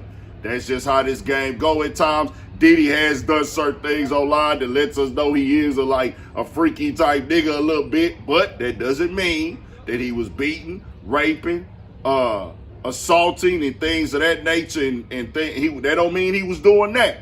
But I ain't gonna lie, Diddy, you got some moments online, nigga. We gonna keep it 1,000 with, hey, nigga, you with the parties and things like that. You try to, yeah, then your boy Aaron Hall came out with that. Yeah, man, they didn't see me get out, nigga. They didn't see me lay some shit down. Hey, boy, that was wild. But that is not against the law. As long as niggas ain't forcing nobody, you ain't holding nobody down and keeping people against their will.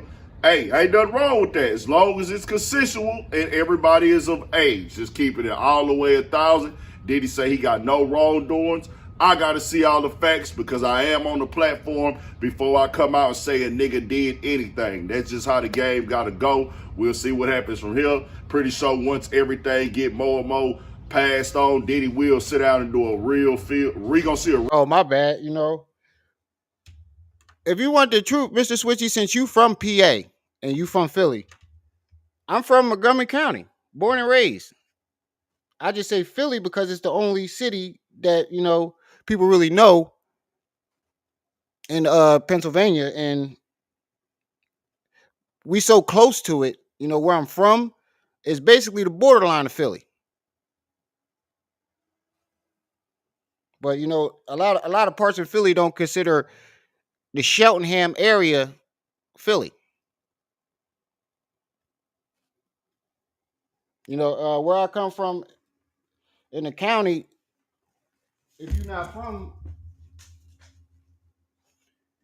from PA or never been there or don't know how the areas and stuff, you say Philly to outside people because that's the only city that they know. Yeah, I was born and raised Montgomery County, but don't get it fucked up. See what people get fucked up is that there's projects in the county. There are hoods and projects in the county. Shit, where I'm at right now is the county, and y'all saw what happened to my wife's cousin. It's been all over the news. His girlfriend set him up and got him killed. It's been all over the news. It was just on YouTube and everything, national news and everything. That was my wife's cousin. That was right down the street from where I'm at now, in the county. Shit, where I'm at in I live in an area called Norristown. Shit, it was considered just as dangerous as Philly a few years ago.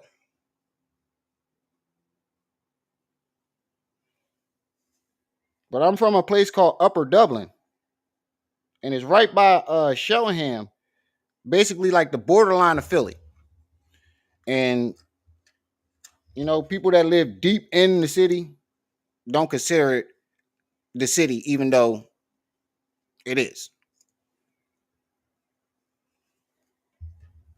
But all my people moved from it was this projects, real dangerous projects called Richard Island. And it had got knocked down, and they relocated us to the neighborhood that the county neighborhood that I grew up in. But my family come from the city. But me, I ain't gonna lie, I'm a county boy, born and raised.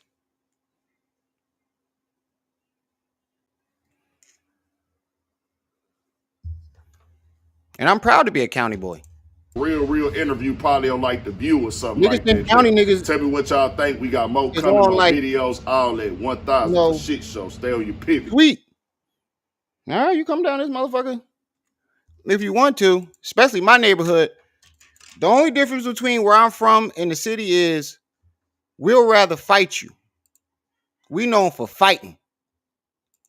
If we got to take it, further than that, we will, but we'll fight you. We take pride in fighting. And even niggas that used to come from the city knew not to come down there fucking with us unless they can fight or they were strapped.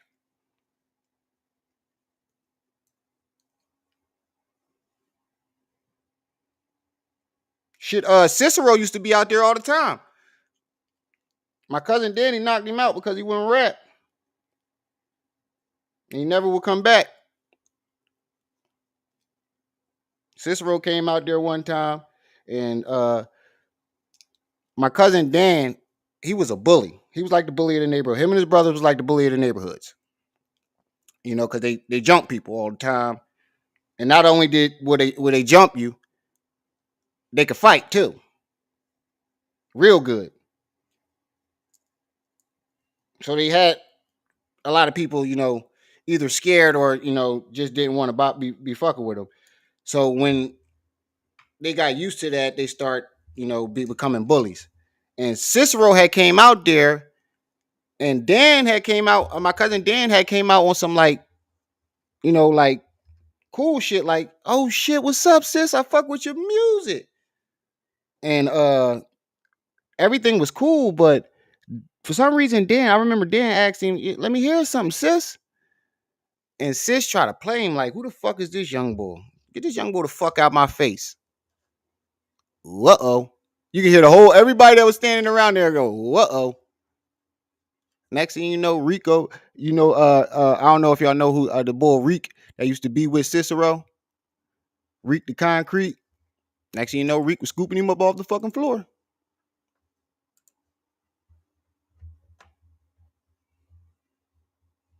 Said Norristown ghetto as fuck.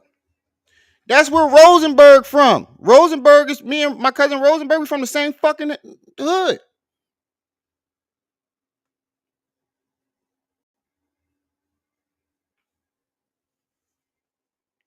That's why Rosenberg don't rep Philly, because he want to put our area on the map. That's why he say Pennsylvania, Crestmont, North Hills.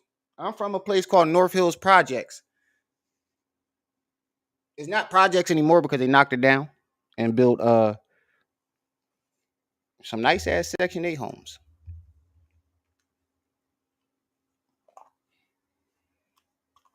But when I was growing up there, it was the projects. And even some parts of Philly, respected us. They still do to this day. You said Tone Trump from Norristown. Yeah, I know that nigga. Try to say he was from Philly and then niggas from Norristown. I remember that shit.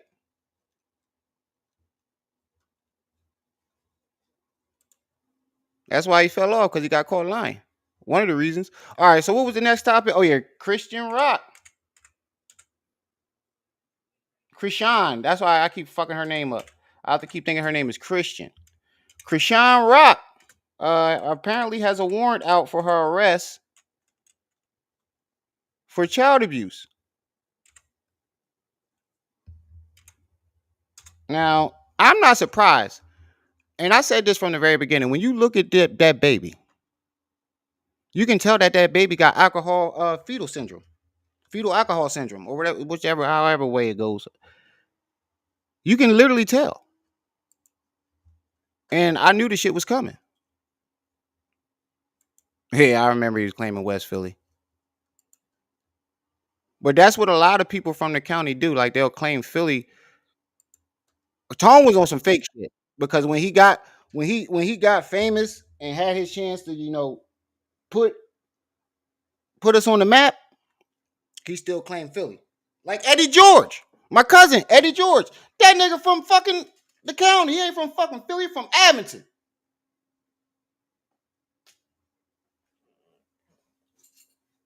He from North Hills Projects, and then he moved to Abington.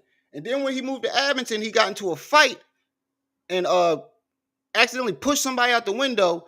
And instead of locking his ass up, they sent him to fucking military school.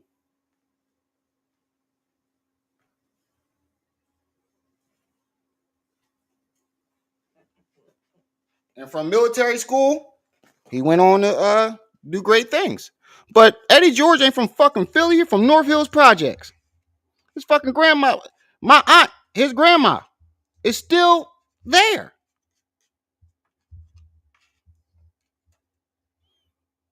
Shit, his dad was still out there too. All his family still out there. Whole entire family.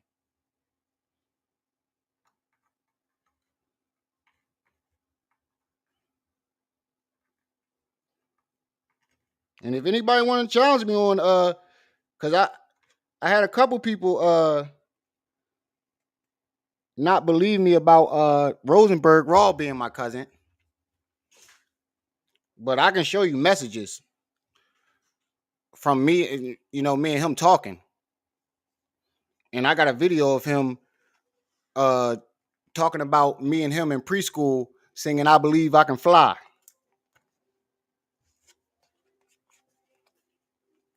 He called me by my rap name, but I can prove that that's my rap name.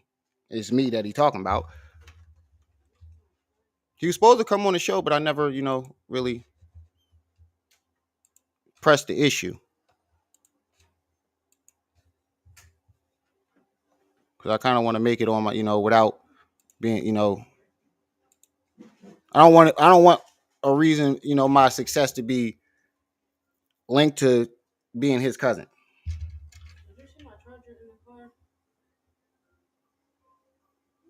Other than the one that's always in there. Wait. I did see an extra. It's blue, right? Or green? It's black. It's a black long. Oh, no. I know what you're talking about. The one that was in the room? No, I ain't see that. Go ahead. That's why I was saving. That's why I eat it all. I was saving 2 for you. I just kept forgetting to put it back. All right. Let's get into our next topic. Because, damn, I already wasted damn near 2 hours. I only did one fucking topic. But anyway, like I was saying, Chrisean Rock has a bench warrant, I think, for child abuse. Violation of the rules and conditions. I can't really see what the warrant is about. Crime. Unlawful PCDS. Marijuana with intent to distribute. This shit's small. I can't really make it out. Man, somebody said it was. I know I should have fucking did a little more research on this shit before I actually watched the video before I said anything, because I didn't find out didn't go research this shit for myself to make sure it was correct. I ain't gonna lie, I kind of assumed that it was correct because it was my guess too. I knew it was only a matter. I felt like it was only a matter of time before somebody step in for that baby. She should have got locked up when she was pregnant. She was recording herself in the club drinking, and you can literally tell that baby has fetal alcohol syndrome.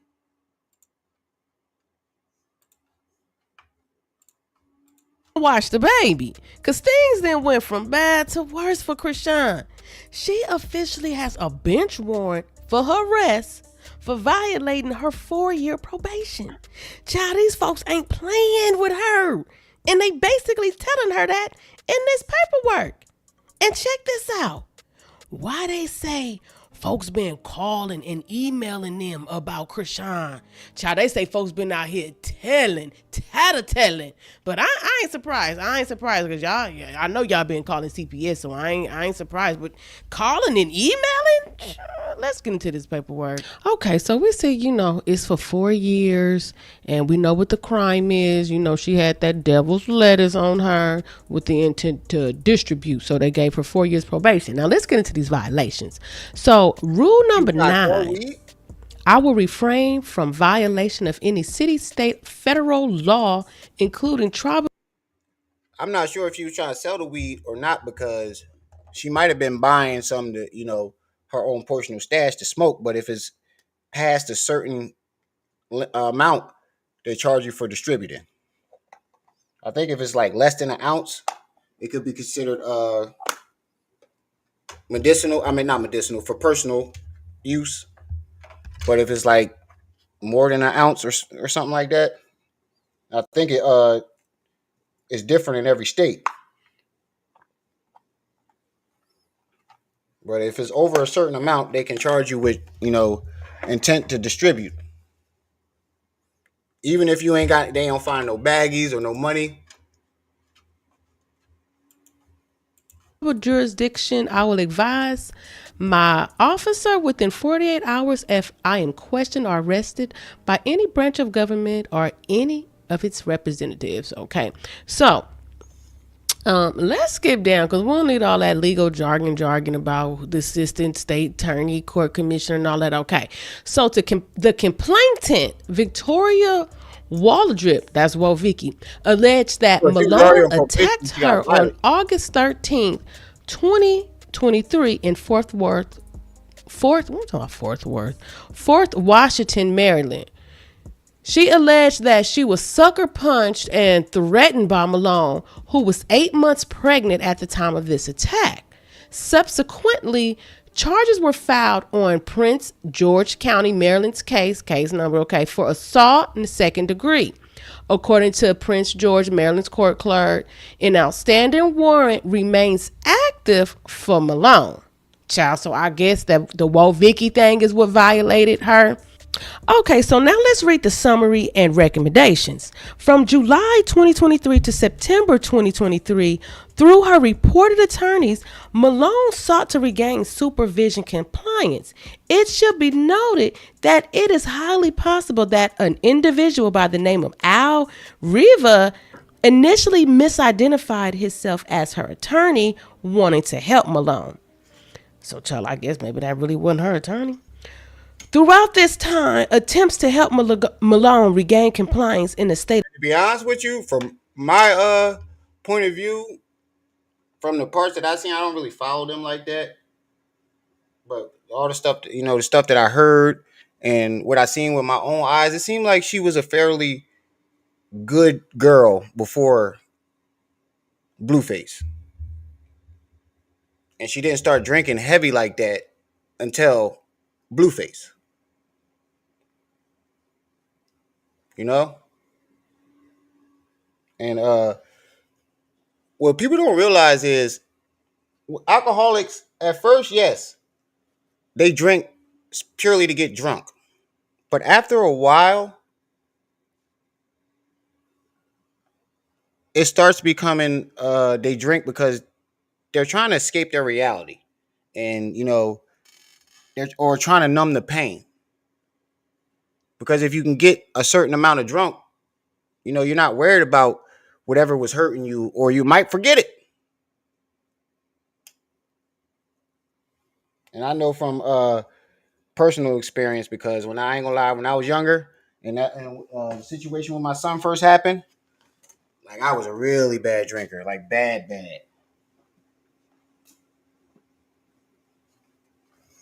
And the craziest part was I'm not a big dude, but I can drink a lot.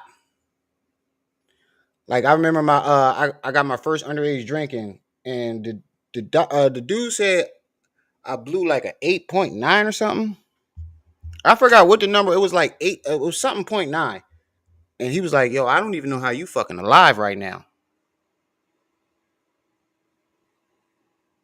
He was like, "I'm not sure. I'm because I woke up and the cop was fucking watching me, and I'm like, well, bro, why you just sitting here staring at me?" He was like, "Look, man, I don't even know how you even alive right now."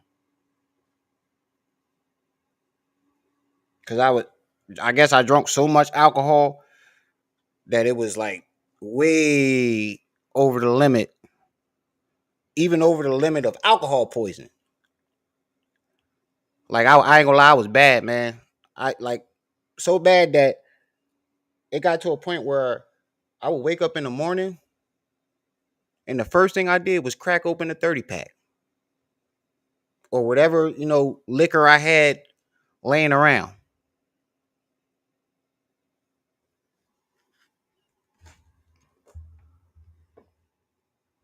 And what made it worse was, like I said yesterday, when I used to drink heavy, my demons would come out. And I'm a type of person that bottles up his emotions, and when I drink, they all come out. So I used to, like I said, it ain't a good feeling when you waking up every morning and all you remember is walking into the party and then waking up on the couch and everybody just staring at you, and you see a bunch of holes in the wall and shit like that. Yeah, it was bad. It was really bad, And I wound up losing my oldest son, whose birthday was 2 days ago, just turned 13. And it still hurts, because I haven't seen him since his fourth birthday. How'd I get over it? I guess I was just tired, you know.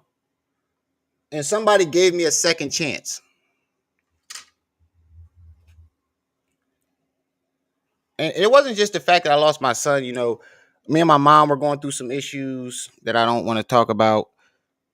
And, you know, that was kind of depressing. And, you know, my little brother was acting a certain way. All the people that I love the most and would never think that, you know, would treat me a certain way was. So that was shocking to me. And, you know, I felt like I didn't have nobody at the time or nobody cared about me. And, you know, I didn't have nobody to turn to too. And on top of that, you know, my firstborn, not only did she take my son, he had my name and she stripped it. My second son isn't the first one with my name. And she didn't even tell me that she stripped it. I found out 3 months later. She watched and laughed and watched me call this boy by my name and couldn't figure out for the life of me why he wouldn't answer. And she's sitting there laughing the whole time.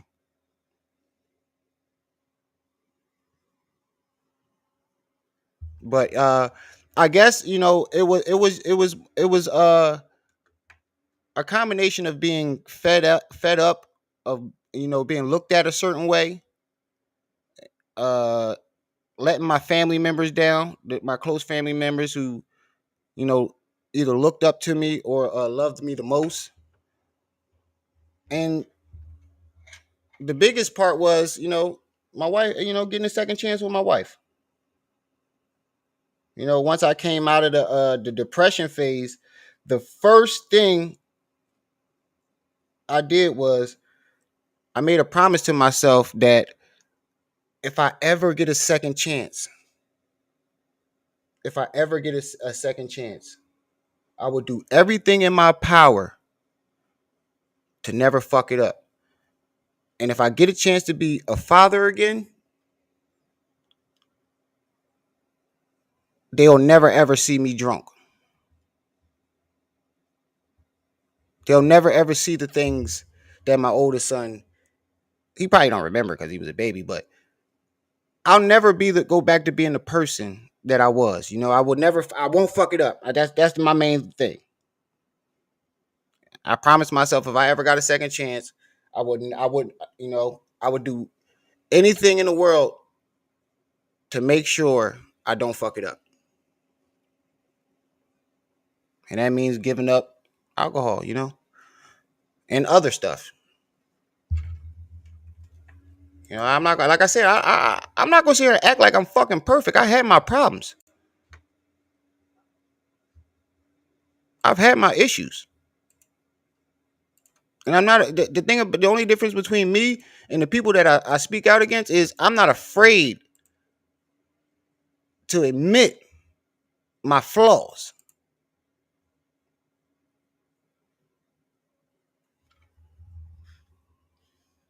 The main reason why I knew that YP was on some type of opioid and why I know so much about opioid withdrawal is because I had a perk phase. Granted, it was like 10 years ago, but you know, I did my share of stupid shit. State of California was conducted. I keep getting off topic. This court clerk, an outstanding warrant remains active for Malone. Child, so I guess that the Whoa Vicky thing is what violated her. Okay. It would depend on how much I drank, Carolina Kid. If, you know, I just had a couple sips, I was the happy. And I went through all stages. You know, when when I started to get buzzed, I'd be happy, funny, the way I am now, but, you know, just laughing all the time. And then I go through the horny stage. And then the horny stage, after the horny stage is the angry stage. Blackout, angry stage. Okay, so now let's read the summary and recommendations. From July 2023 to September 2023, through her reported attorneys, Malone sought to regain supervision compliance. It should be My problem was, the biggest problem with the drinking was, once I got a drink in me, it was hard to stop. It was hard to stop. And by the time I realized I drunk too much, it was too late. I'd be already super fucked up. noted that it is highly possible that an individual by the name of Al Riva initially misidentified himself as her attorney, wanting to help Malone. So, child, I guess. But yeah, that's how I started. I was on lean. I went through my little Lil Wayne phase. I started out with lean, and then I couldn't find no more of that. And then, when you withdrawing, the next best thing is perks. Good thing I found Suboxone before it went any further. Maybe that really wasn't her attorney. Throughout this time, attempts to help Malone regain compliance in the state of California was conducted with directives to report. Because Malone was significantly pregnant, Malone and her attorneys were highly concerned about traveling or being taken into custody. However, a warrant withdrawal could not be approved without the approval from the state of California, who was initially interested in withdrawing their interest once documents related to her hardships was received. However, she failed to provide the requested documentation, and she remained up. I'm not gonna lie, I hit a Willie one time at a party by accident. It didn't do nothing for me, I didn't feel any different. But once I found out what it was, I stayed the fuck away from nah, don't pass me that.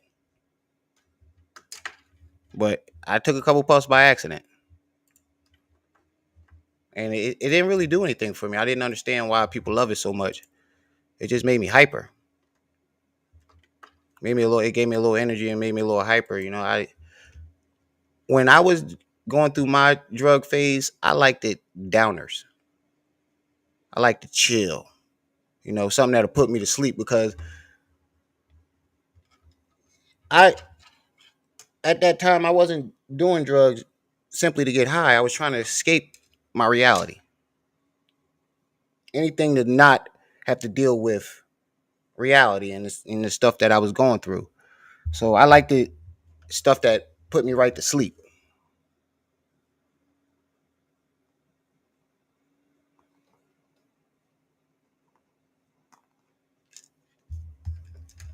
So I never understood why people love cocaine so much. I don't want nothing that's gonna have me bouncing off the fucking walls. Fugitive. A fugitive? Child, so I guess Carlissa was right when she said she was a fugitive. And then they be up all night. Yet during this time, Malone was charged with a new violent offense in the state of Maryland, which was reportedly committed when she was in the midst of her pregnancy. Assault charges have been filed and a warrant remains outstanding for Malone at this time. Yeah, I tried Molly one time. It was a small piece, so I don't know if I took enough to get the full effect.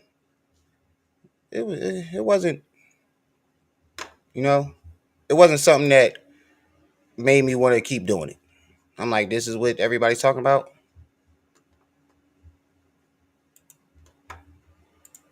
But I definitely also got to say that I have a very high tolerance. A very high tolerance. Once my body gets used to something, my tolerance gets very high.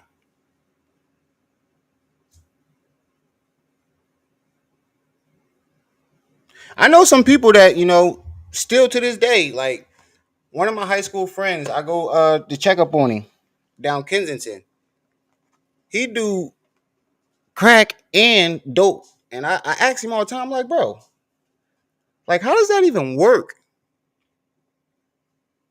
And he was like, I don't know, man. I just like it. I was like, does it give you energy? because you're dipping out still. Like, what does the cocaine do? I don't know. But like I said, everybody got their flaws, and this isn't the first time I admitted it. It's just a lot of you guys weren't here in the beginning. But if you go back to my first lives, I told everybody all my shit from the jump. From the jump. So nobody could, try to, use it against me later. That's the one thing I said I would do when I came to YouTube. If you tell the truth and, admit to your past mistakes, people can't like use it against you because you already admitted to it and told people. Is when you hide it what makes it bad. I like both. I had me on top of my game. Yo, my perk phase was really bad because at the time, perk 30s didn't cost as much as they do now. At the time, they was only like, I was getting them for $5, $10. I mean, if I bought them individually, 15 tops. And I got to a point where I needed anywhere from 4 to 6 30s in the morning and another 4 to 6 at night. That's how bad it got. And then the price went up to $30. And now imagine, add that up. Twice a day. 30 times 4, 2 times a day, every day.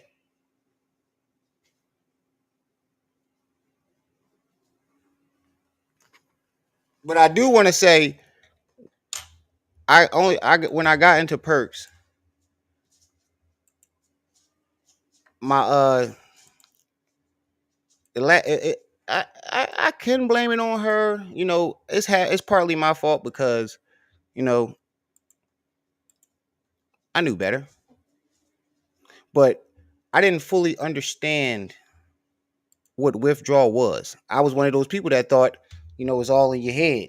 Ain't no drug gonna be able to control me. I'm the hustler.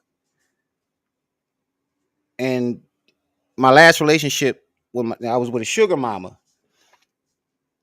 Once she found out that at the time I just had started taking them, but I stopped before my body got used to them. And once she found out that that was something that I liked, she kept feeding them to me and feeding them to me and feeding them to me. Like, even when I didn't ask for it, she would want to feed them to me. And then when the withdrawal started, she used it as a way to control me.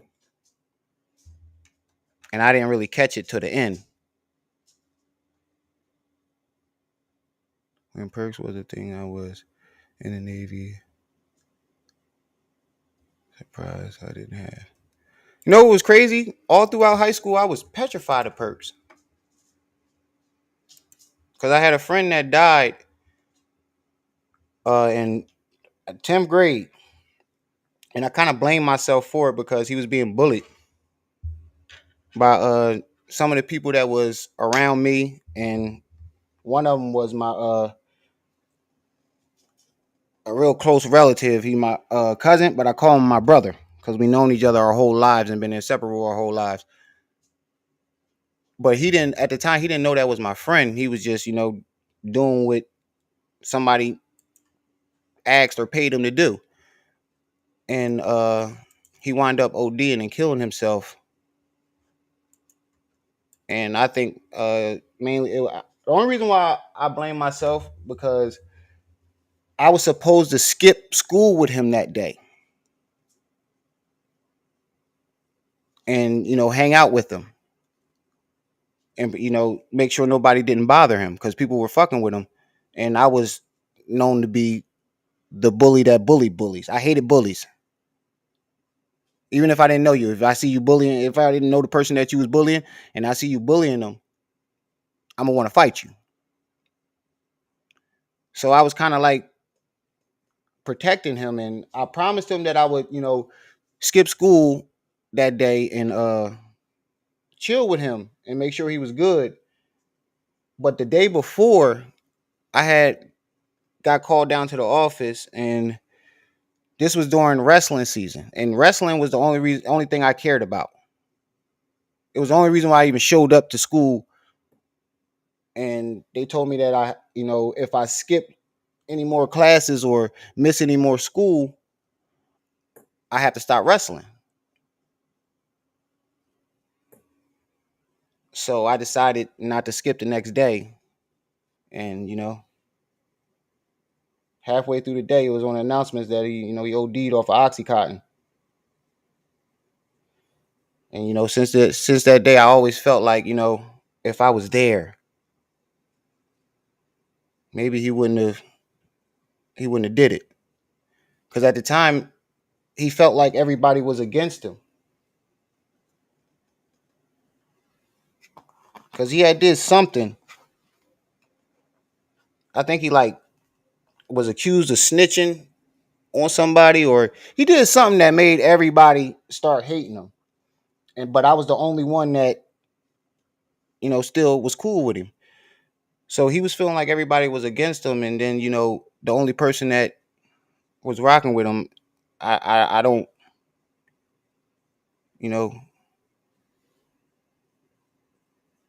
I always felt bad about that. Shit, they ain't even gotta talk about the time. I'm talking mostly about myself. A lot of my friends started doing dope when they couldn't get 30s. Yup, everybody that I know that's on dope right now is mainly because they either couldn't afford enough perks to, what they needed, and dope is stronger but it's cheaper. And the next best thing to do is that. That's why I said I am so glad that I never got to that point. Cause that shit ain't good. If you see Zombieland in Kensington, that shit, I'm terrified to be like that. Yeah, I lost a lot of friends. I lost a lot of friends to dope. 2 of them I got blamed for, and I didn't even know they was on the shit. I couldn't even go to their funeral. They died 2 weeks apart from each other, and I never knew that they was even on dope. But because I was known for being a hustler at the time, and these guys were always around me, hanging with me, and I just started, dabbling and selling that shit. So their family thought that they was getting it from me, and they were blaming me, and I had no clue. No clue. You know how that feels to, one of your close friends, 2 of your close friends die, and you can't even go to their funeral because they family and their parents think you the one who did it? That shit was crazy.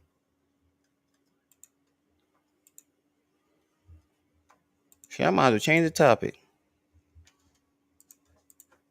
Find out. In the I don't even know. I don't even remember what the fuck was said in this video. Who gonna watch the baby? Cause things then went from bad to worse for Chrisean. She officially has a bench warrant for her arrest for violating her 4-year probation. Child, these folks ain't playing with her, and they basically telling her that in this. You're right, Max. Like I said, Max, I only smoke weed now, but it's kind of hard to not fall back into my old ways, because like I said, I got a high tolerance, and when you got a high tolerance, eventually it'll get to a point where weed ain't enough, or it's just not doing anything for you. So what I do is I'll stop smoking for a couple days, or maybe a day, sometimes a week. So my tolerance never, goes up enough to where I feel like that. And it's been working for the most part.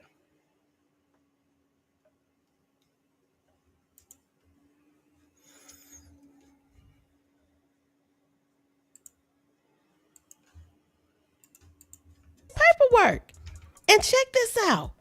Why they say folks been calling and emailing them about Chrisean? Child, they say folks been out here tattling.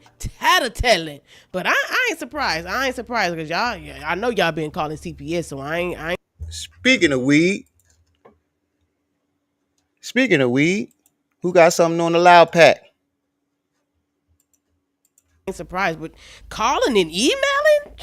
Let's get into this paperwork. Okay, so we see, it's for 4 years, and we know what the crime is.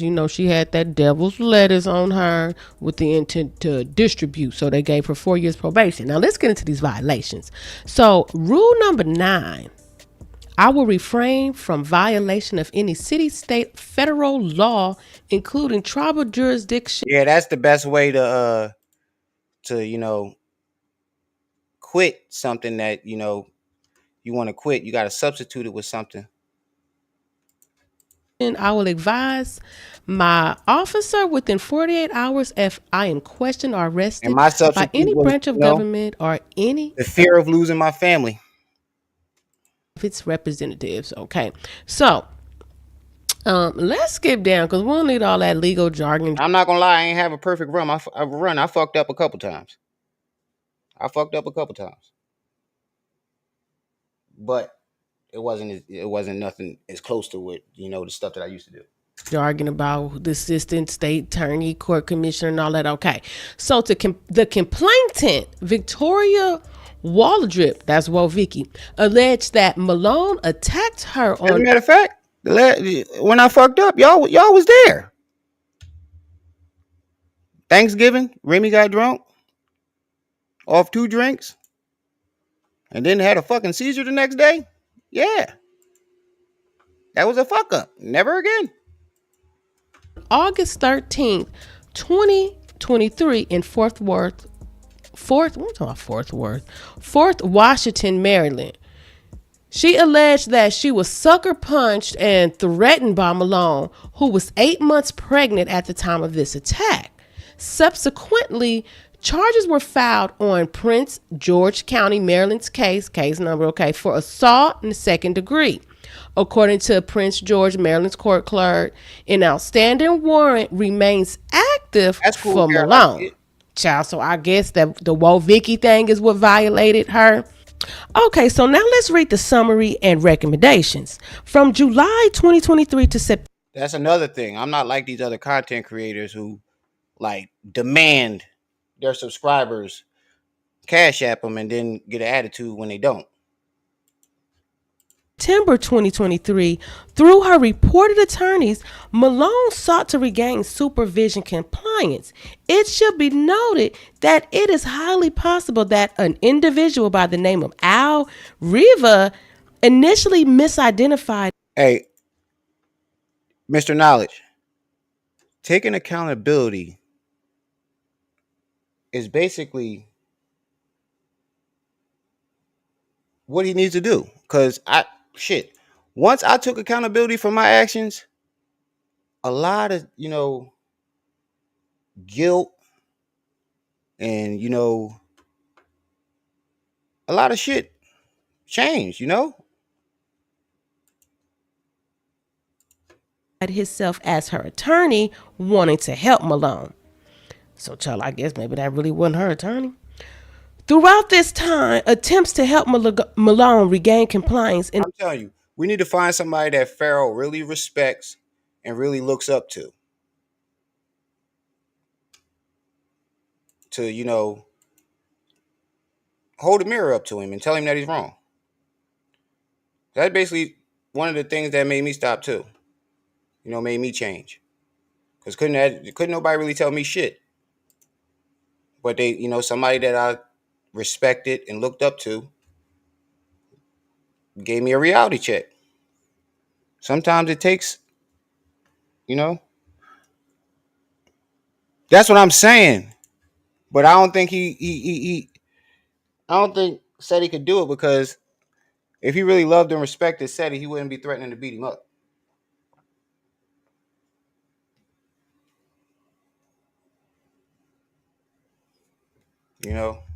I never threatened. Yo, wait, no, never mind. Yes, I have, but I had a good reason.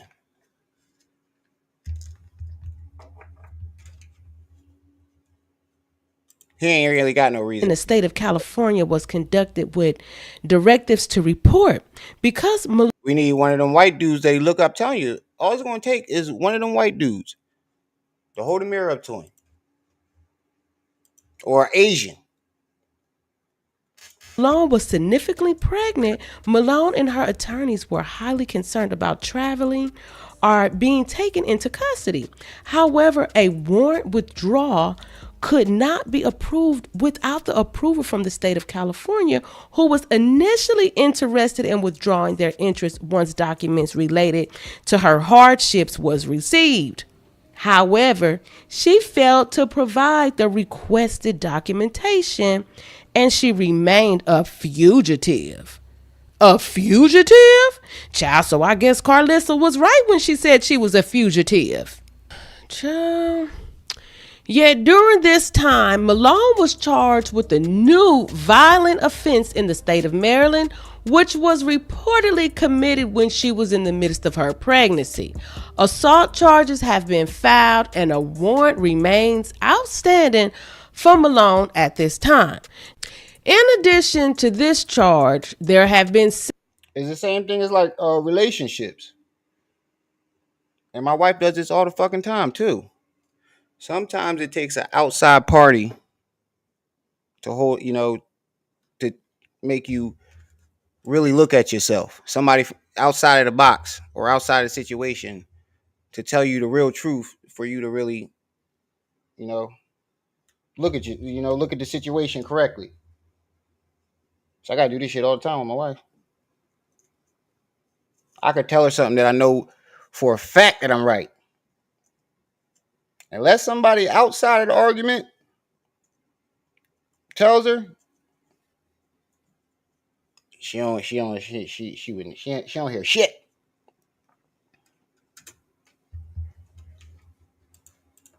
Several calls and emails indicating that Malone committed another assault in November 2023 in Los Angeles, California. That's the James Wright situation.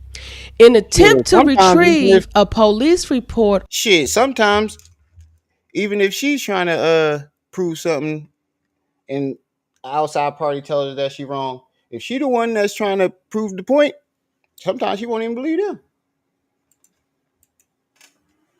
But that's just stubborn women for you. What the fuck happened? Oh, there you go. That's just who gonna watch the baby? Because things then went from bad to worse for Chrisean.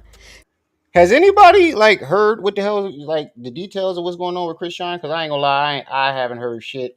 I haven't really been paying attention. Do y'all even want to watch this, or y'all want to continue this conversation?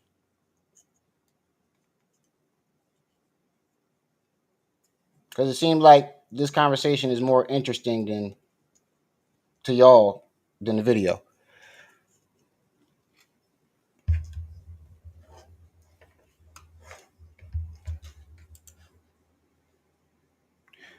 And I can see it tomorrow. All the young Pharaoh lovers and just the simple people that don't like me. I can see it tomorrow. Remiel on drugs. Remiel admits to being a drug addict.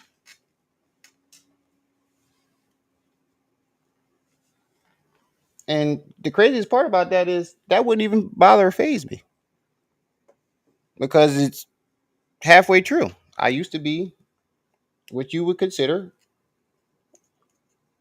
a drug addict. You don't have to be doing multiple drugs to be a drug addict. You just have to be doing whatever you're doing a lot. She officially has a bench warrant for her You smoke weed all day, that you a drug addict. arrest for violating her 4-year probation. Child, these folks ain't playing with her. And they basically tell her. Shit, I used to call myself in my raps. I used to call myself a borderline junkie, and was proud of the shit too. I don't know. I look back on that shit. I'd be so embarrassed. Like I was really calling myself a borderline junkie.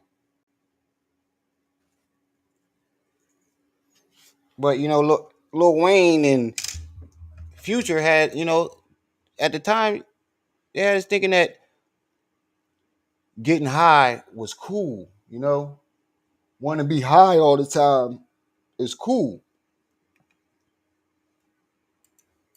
Her that in this paperwork. And it is And cool check when you're this out. young. When you're young in your teens, it does seem really cool. But once you hit 20 something and you still doing the same shit and you ain't got nothing going for yourself, you'll find out the hard way that even the people that was around you getting just as high as you was, they all switch up on you. And I know that personally because I was really popular in my school. And even a year or two after high school, I still had the same status. And when I fell and hit rock bottom and saw the way everybody that wanted to be around me changed up on me, oh man, that was a hurt piece.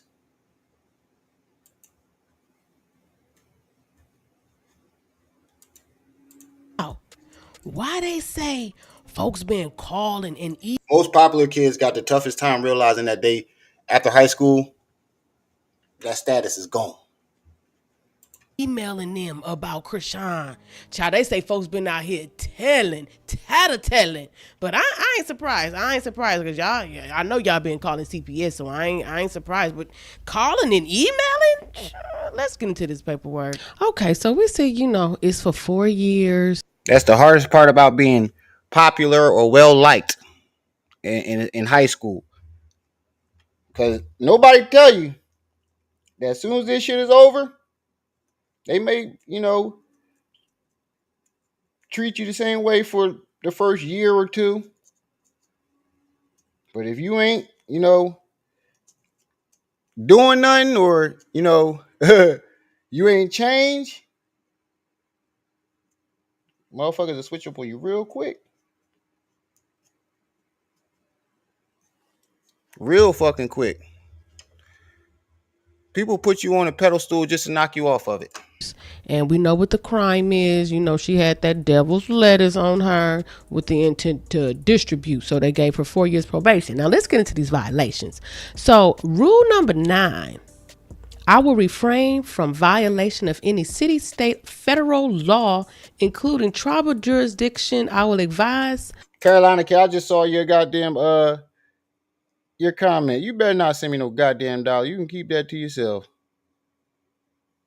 You better not send me your last dollar. Keep that.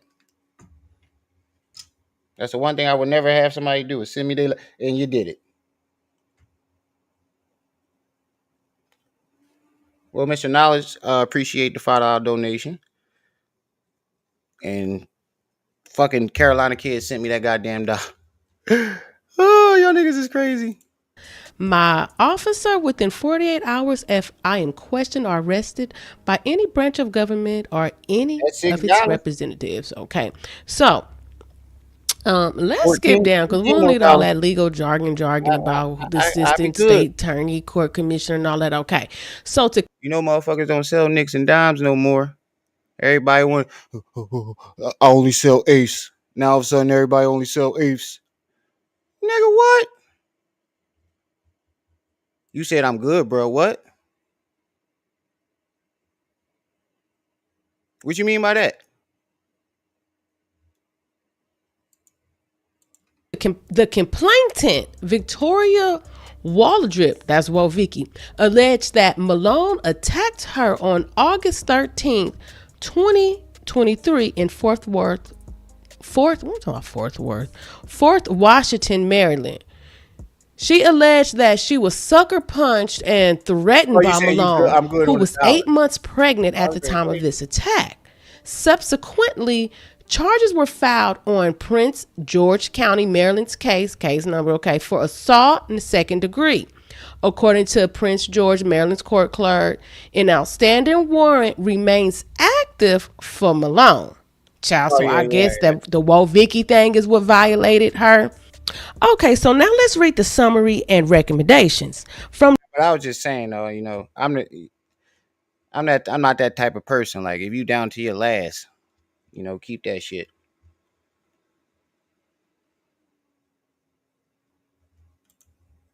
July I 20. know some motherfuckers on some YouTube that don't give a fuck if you down to your last and you ain't got no way to get no other money. They still want that shit. 23 to September 2023, through her Some of reported them demand. attorneys, Malone sought to regain supervision compliance. It should be noted that it is highly possible that an individual by the name of Al Riva initially misidentified himself as her attorney, wanting to help Malone. So, child, I guess maybe that really wasn't her attorney. Throughout this time, attempts to help Malone regain compliance. Again, did anybody hear what the hell's going on? And if you did hear what's going on in the video, definitely let me know in the chat, because this is the third time I rewinded it. For violating her 4-year probation. Child, these folks ain't playing with her. And they basically telling her that in this paperwork. And check this out. Why they say folks been calling and emailing them about Chrisean. Child, they say folks been out here tattling. But I ain't surprised. I ain't surprised with y'all. I know y'all been calling CPS, so I ain't surprised. But calling and emailing? Let's get into this paperwork. Okay, so we see, it's for 4 years, and we know what the crime is. She had that devil's letters on her with the intent to distribute. So they gave her 4 years probation. Now let's get into these violations. So rule number 9.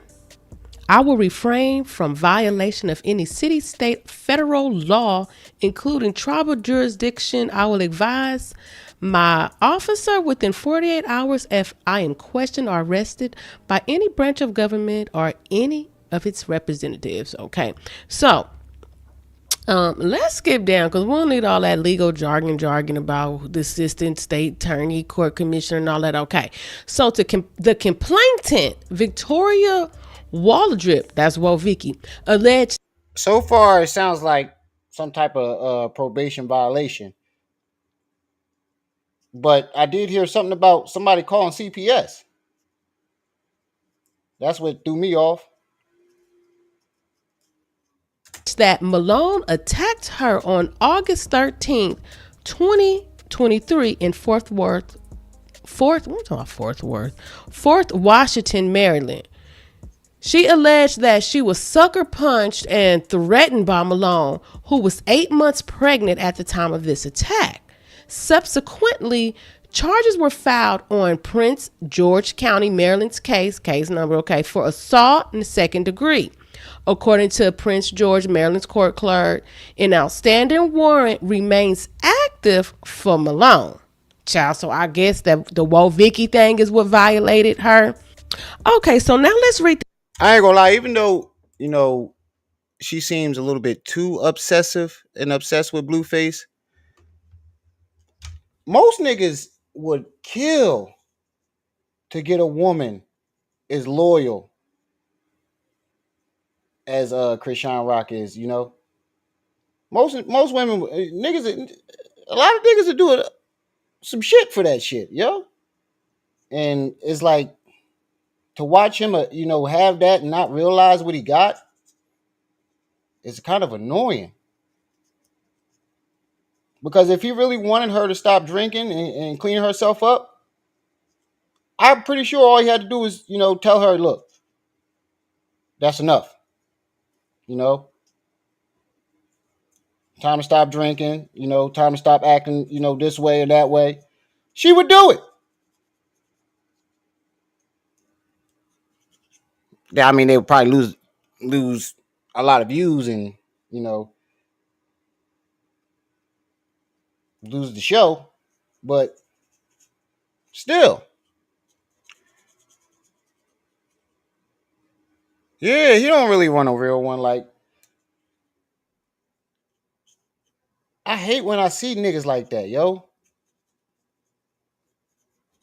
Because it's really hard to find a chick with the level of loyalty and love that Chrisean has for him. And you know what's crazy? He ain't even gonna realize it until she realized her own worth and get over him. And that's what's gonna hurt the most. When you realize that you had something,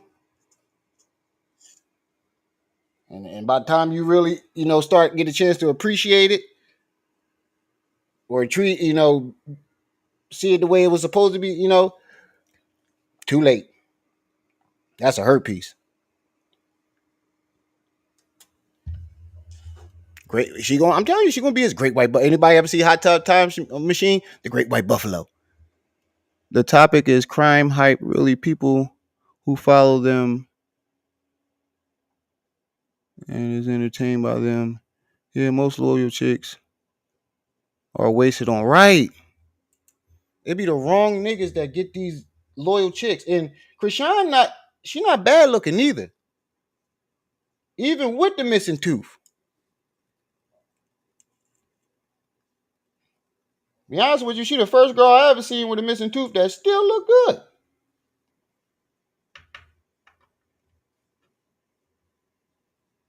Cause I've seen some chicks with missing teeth.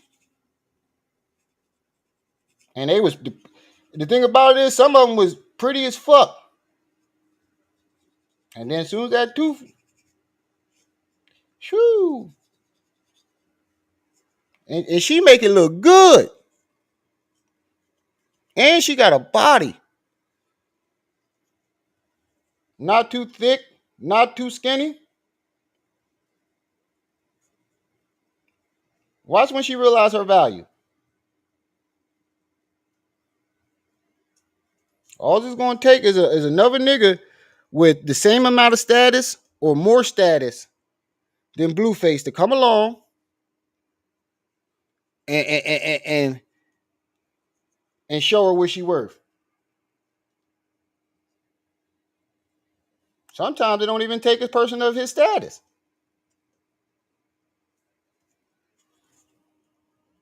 It just takes the right man to come along and treat her a certain way. And once she notices it, that's a wrap.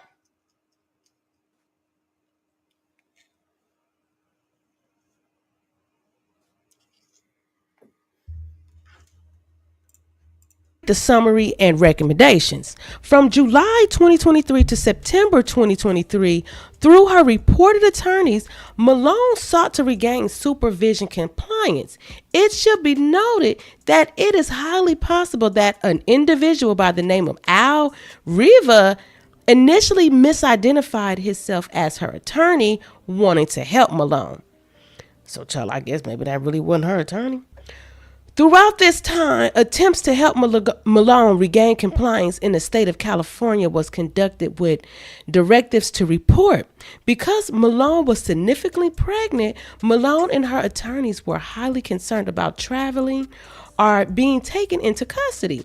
However, a warrant withdrawal could not be approved without the approval from the state of California, who was initially interested in withdrawing their interest once documents related to her hardships was received. However, she failed to provide the requested documentation, and she remained a fugitive. That's the one thing I hate about donations too, man. I always fall short. Most of the time. Where the fuck did I just put my lighter? Anytime I especially when it's for the loud pack. I'm always short. But if anybody wants to donate, you hit the Cash App, hit the PayPal, hit the Venmo. $14 more. No, 15. And I'm getting my loud pack. But you say, I don't know. I might be too late because that face tattoo, yeah. No, I know some niggas that'll still take her.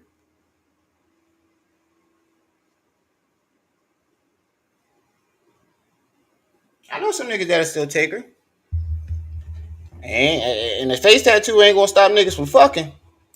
It's just gonna be a little hard to get some niggas to take her serious. But there's a nigga out there that, that will. Trust me. Fugitive? Child, so I guess Carlissa was right when she said she was a fugitive. Child.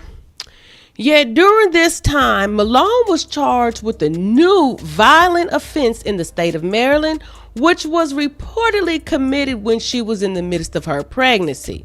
Assault charges have been filed and a warrant remains outstanding for Malone at this time.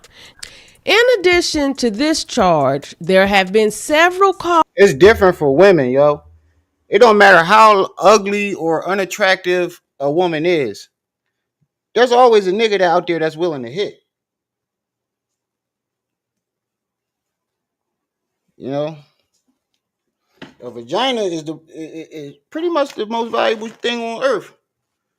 Shit, if I had one, I'd never be broke.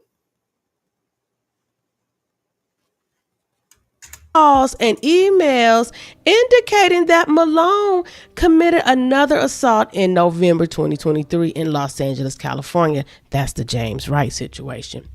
In attempt to retrieve a police report or some type of documentation of this assault has been requested but could not be located per California Interstate Compact Unit. Oh, they gonna get it to him.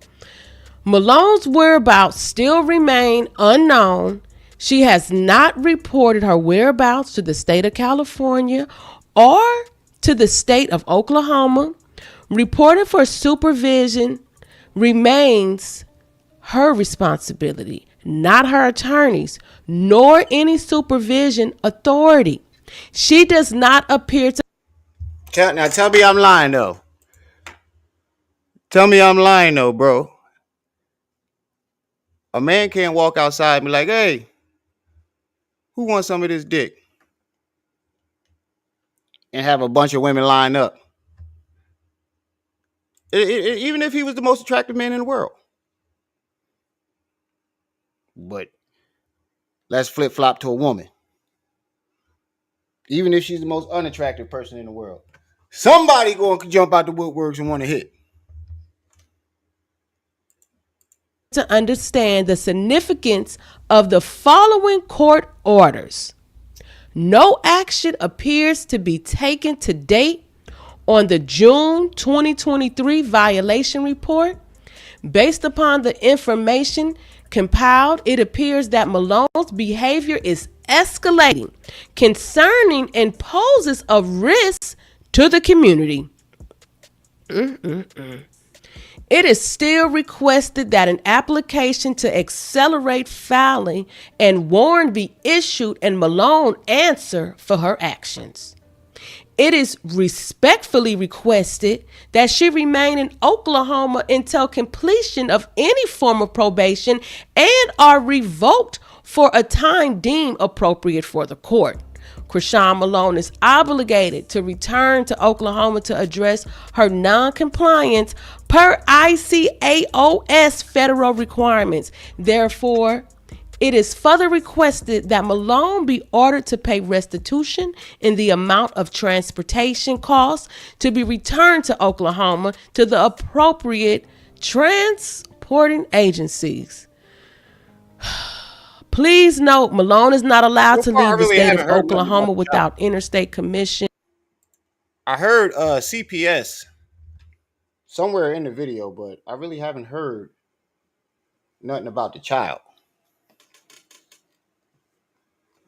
But She should have been in trouble about that child a long time ago, though.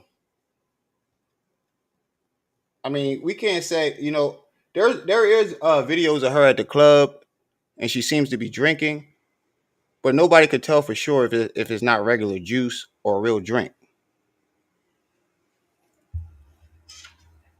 But to prove that she was drinking during her pregnancy, all you gotta do is look at her child. You can tell without even having him tested or looked at by a doctor that he has fetal alcohol syndrome. And I hope I'm saying that the right way. You can literally tell.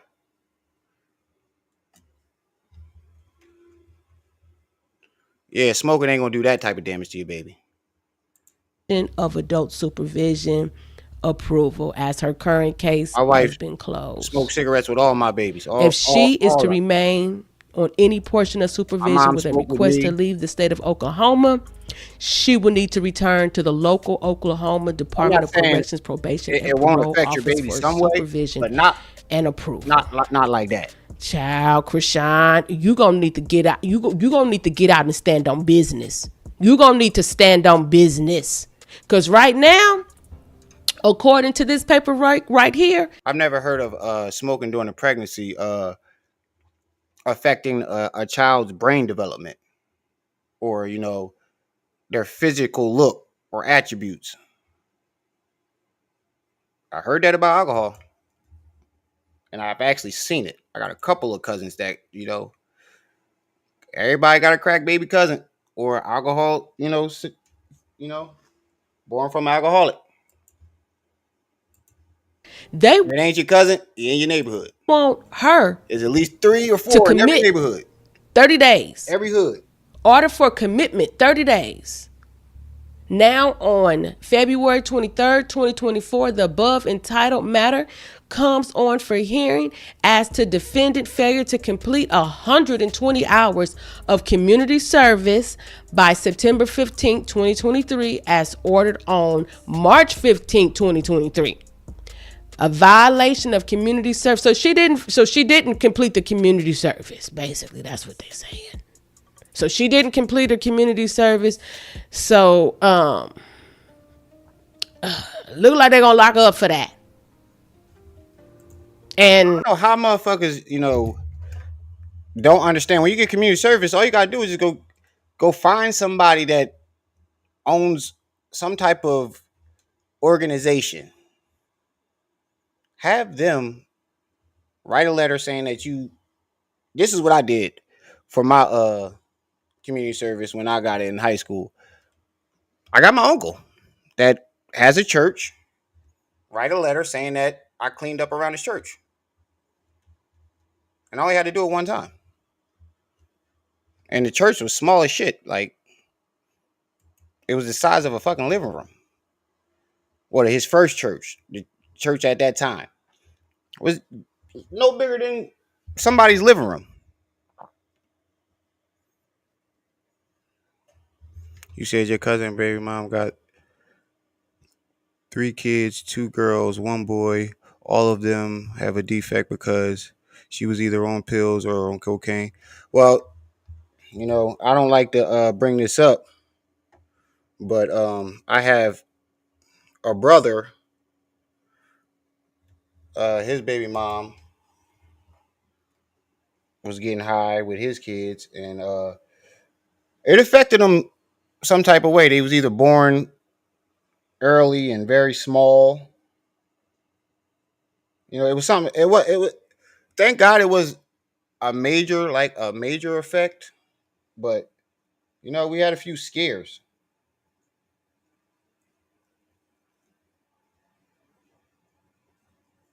And I'm not gonna lie, I'm still a little upset with my brother to this day about it. But what can you do? She like to take Xanax and Klonopins.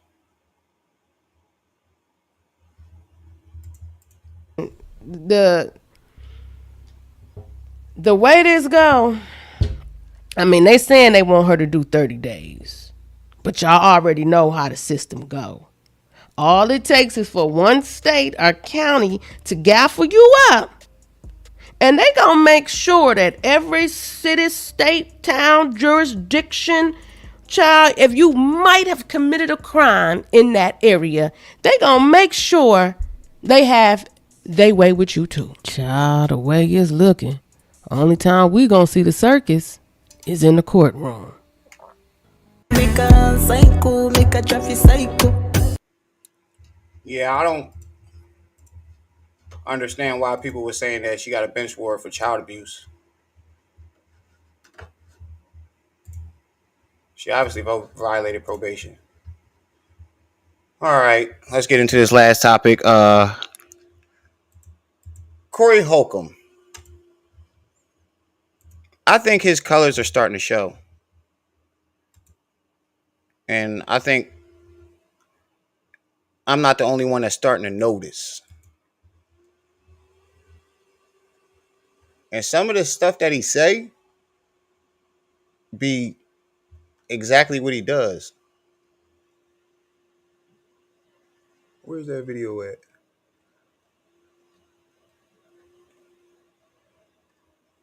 And it seems like he got a problem with every fucking body.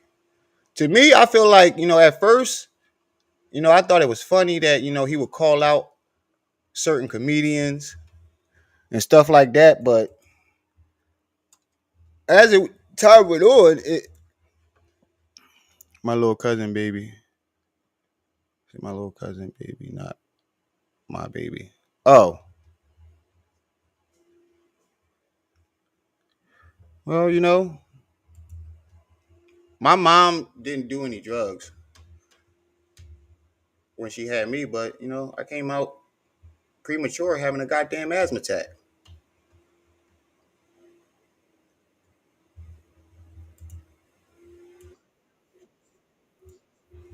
Like I keep telling y'all, I'm not supposed to be here.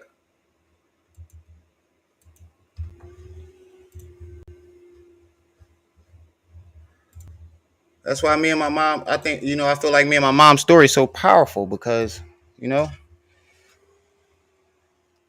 everybody thought that, that's all I got. I'm not supposed, according to, the people that was around us at the time, I'm not supposed to be here. And if I did make it, they predicted that, I'd be in jail or running the streets or, it was never good. Said if you've been in 3 or more movies, you probably had a dick in your ass. Yeah, that's what I'm saying.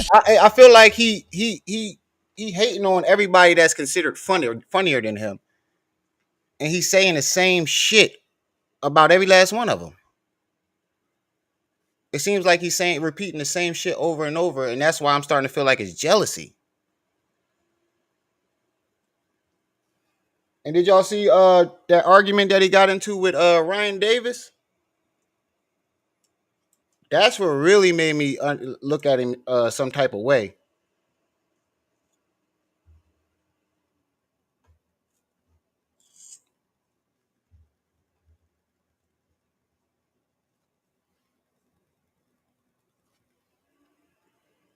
Exactly. Well, you know what it feels like to be counted out.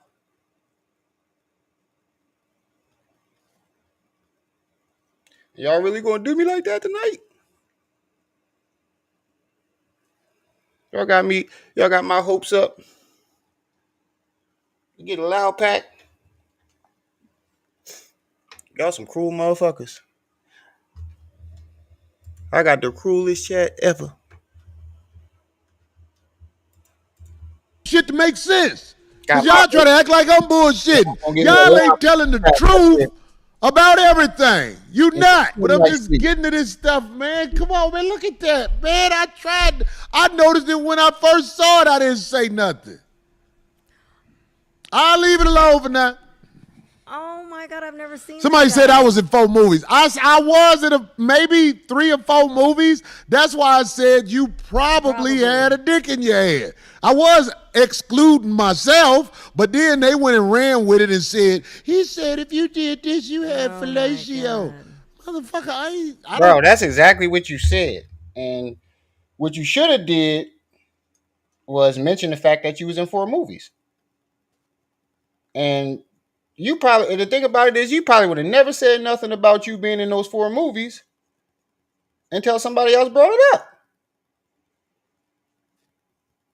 And that's why it's something about him like that bothers me now. Like at first, I was a Corey Holcomb fan. Like I was watching all his lives and everything. Every day, every time he went live, I was up in there. But like after like I say like a good month, it was like, bro,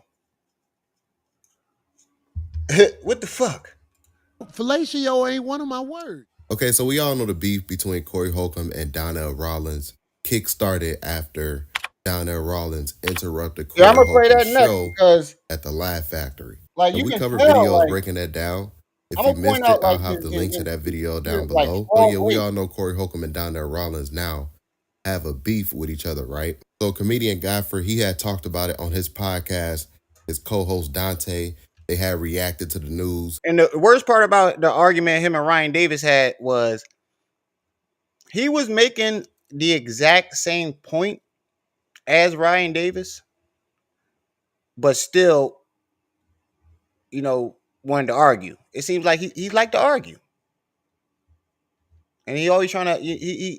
He's the type to argue, and his way of winning the argument is trying to, either trying to get the outside, whoever's around, to agree with him or side with him. He uses, the audience to win his, shit like that, or he uses jokes. He never really wins an argument with like intellectually or just outright. There's always some sneaky underhanded Corey shit. Holcomb and Donnell Rawlins beef. I would like to highlight what Godfrey had to say because Corey Holcomb had responded to Godfrey comments. So with that being said, if you guys missed what Godfrey had to say, I'm going to highlight a little bit of that before I get into Corey Holcomb's clip. But let's check out what Godfrey had to say about Corey Holcomb and Donnell Rawlins comedy beef. Here's a video. Corey Holcomb versus Donnell Rawlins thing. Oh, yo. Listen, it looks like this footage that we see of Corey and Donnell. And what bothers me the most is I didn't watch this whole thing that Godfrey did. I didn't hear Godfrey say anything wrong about him though. For him to, get upset and go at him like that. Arguing. It looks like it was in the middle of something and we didn't catch the beginning. Laugh Factory? Is that yeah, Laugh Factory, California, and I think it just happened. I think it was Chocolate Sunday. Yeah. Because Chocolate Sunday is negative as fuck, but go ahead.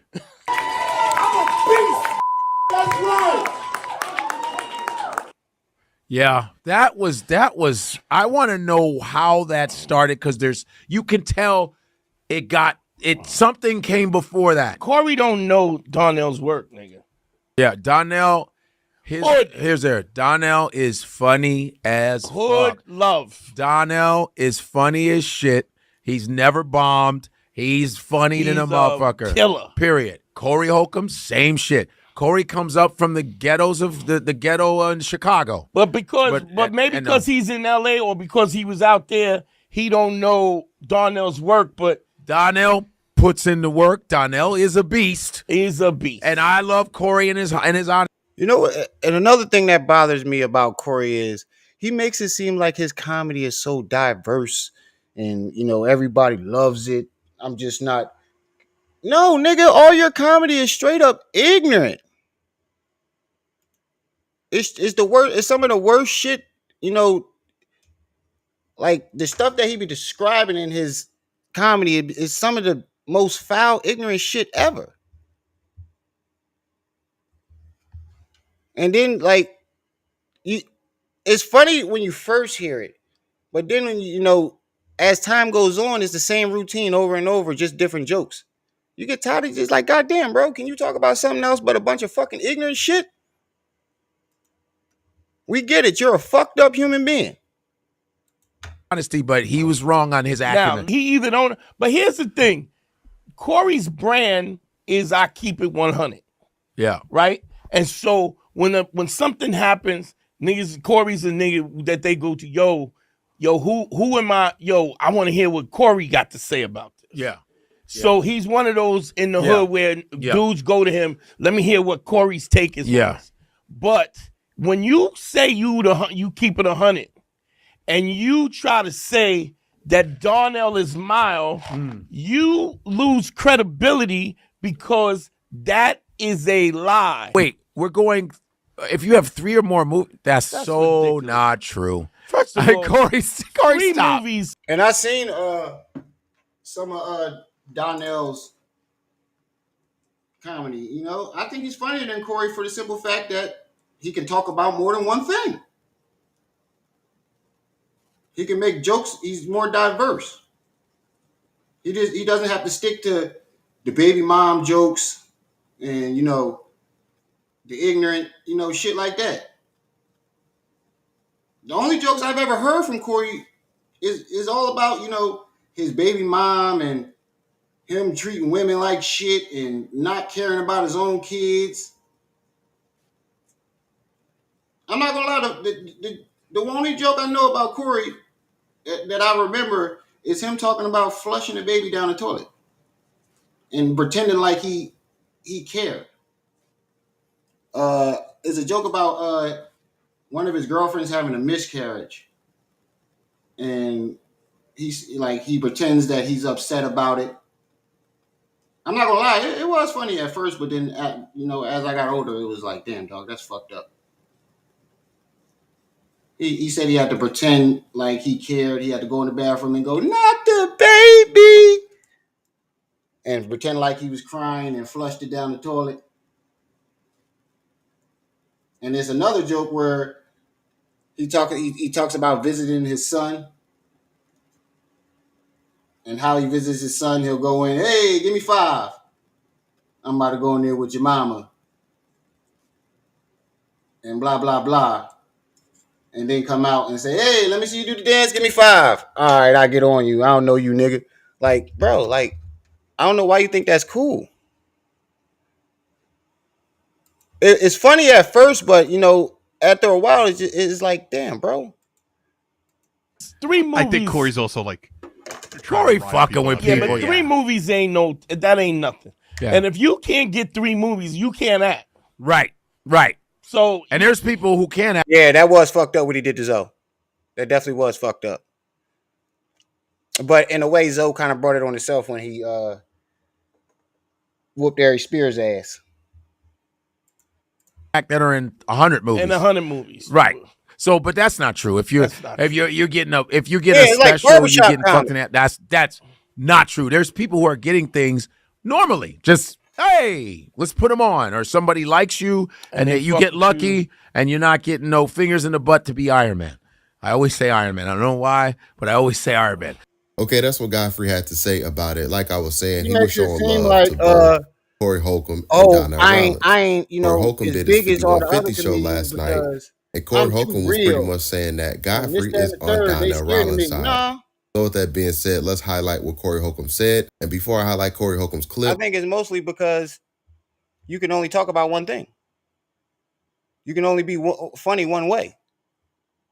And it gets old really quick. be sure to give this video a thumbs up. Hit that like button. That really does help this YouTube channel continue to grow. And don't forget to subscribe up to the YouTube channel as well. Let's check out this clip right here. Here's a video. They said he a beast. They say he a beast. Listen, that special that he shot had been shot 3 times. That's the best out of the 3. What beast mode at? What beast mode at? I watched it.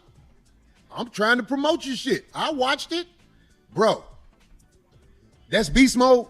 I'm talking about that special he did. That's beast mode. What the fuck is a beast? Do y'all know something I don't know? Godfrey and what's his co-host name? I'm sorry.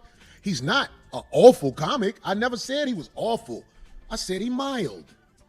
And the special proves he mild. I looked at the comments. Somebody said you get about a laugh every 8 minutes.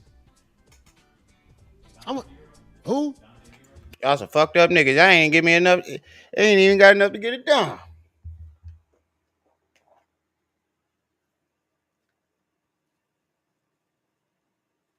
Well, family, who gonna donate this last $5-10?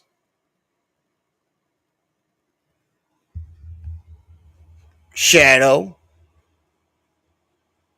Strolling Stones.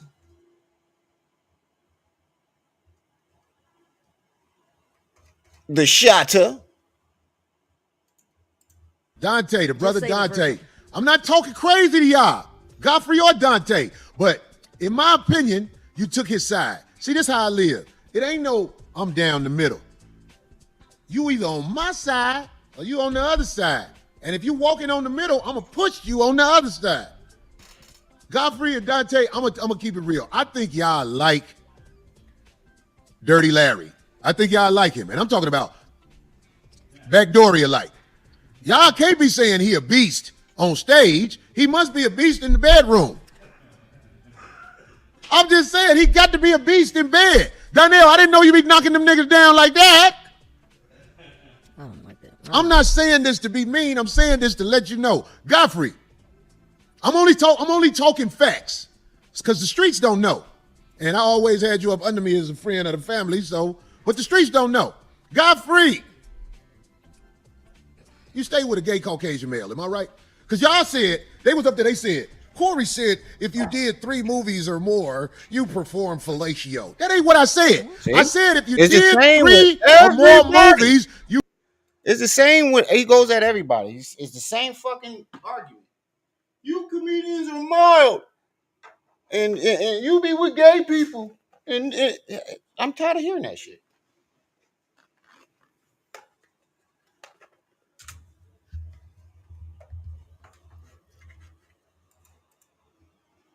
You probably had a dick in your ass. I didn't say for sure. I said you probably had a dick in your ass. Godfrey, I understand you did over 60 movies.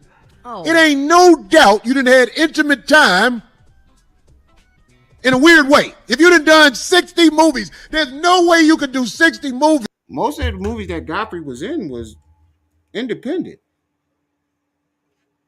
Without washing up at a nigga house. And I know you did because you stayed or still stay with a gay Caucasian male. People don't know that. Y'all want to discredit me and act like I'm wrong. You stay with a gay man, or you used to. Did you decide to move out? You been had your own rent money. The fuck happened? I'm not mad at you. I'm just stating the facts, Godfrey. Godfrey, I'm not the one to play with. You called me. Corey, what happened? See, that's what I'm saying. Like, what did Godfrey say to make you flip out like that?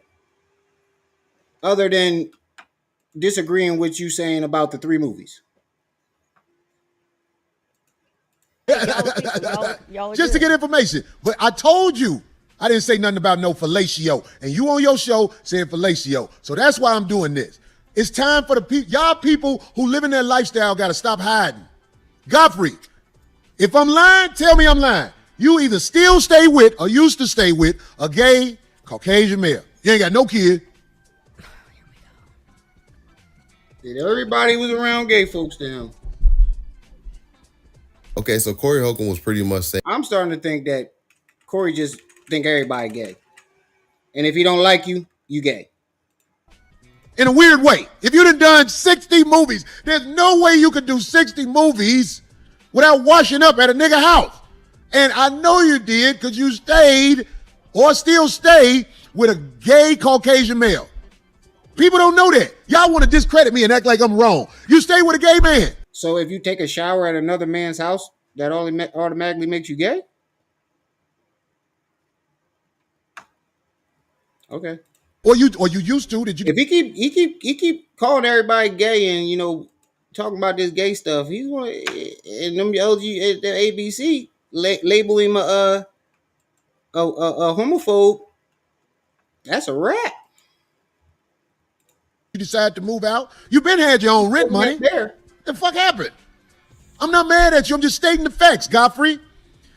Godfrey, I'm not the one to play with. You called me. Corey, what happened?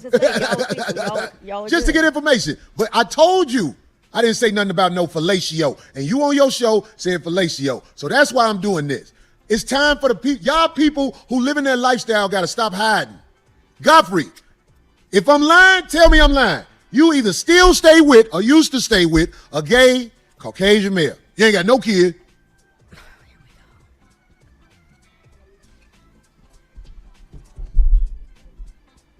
Okay, so Corey Holcomb was pretty much saying that he doesn't like people that play the middle. So he's going to push pretty much the same shit every fucking. And that's when he said all of those things about Godfrey. Every fucking argument. Anytime you get a beef with somebody, you a mild comedian. You be around gay folks. They scared of me in Hollywood. They don't want to have to go after me. Well, so why are you in the position that you in? Because I'm a real nigga. I don't think it's just that. I really don't. I think it's a lot more than you being a real nigga. You just don't want to admit it. But that's where I'm going to stop this live at, y'all. We had a great conversation, though. And I feel some type of way, motherfuckers. You get me all get my hopes up. Thinking I'm going to be able to get me some a loud pack tonight. And I'm short. I can't even get the money. Take it off the car. Fuck y'all. But shout out to the chat. Shout out to everybody that stopped by. Like I said, we live stream.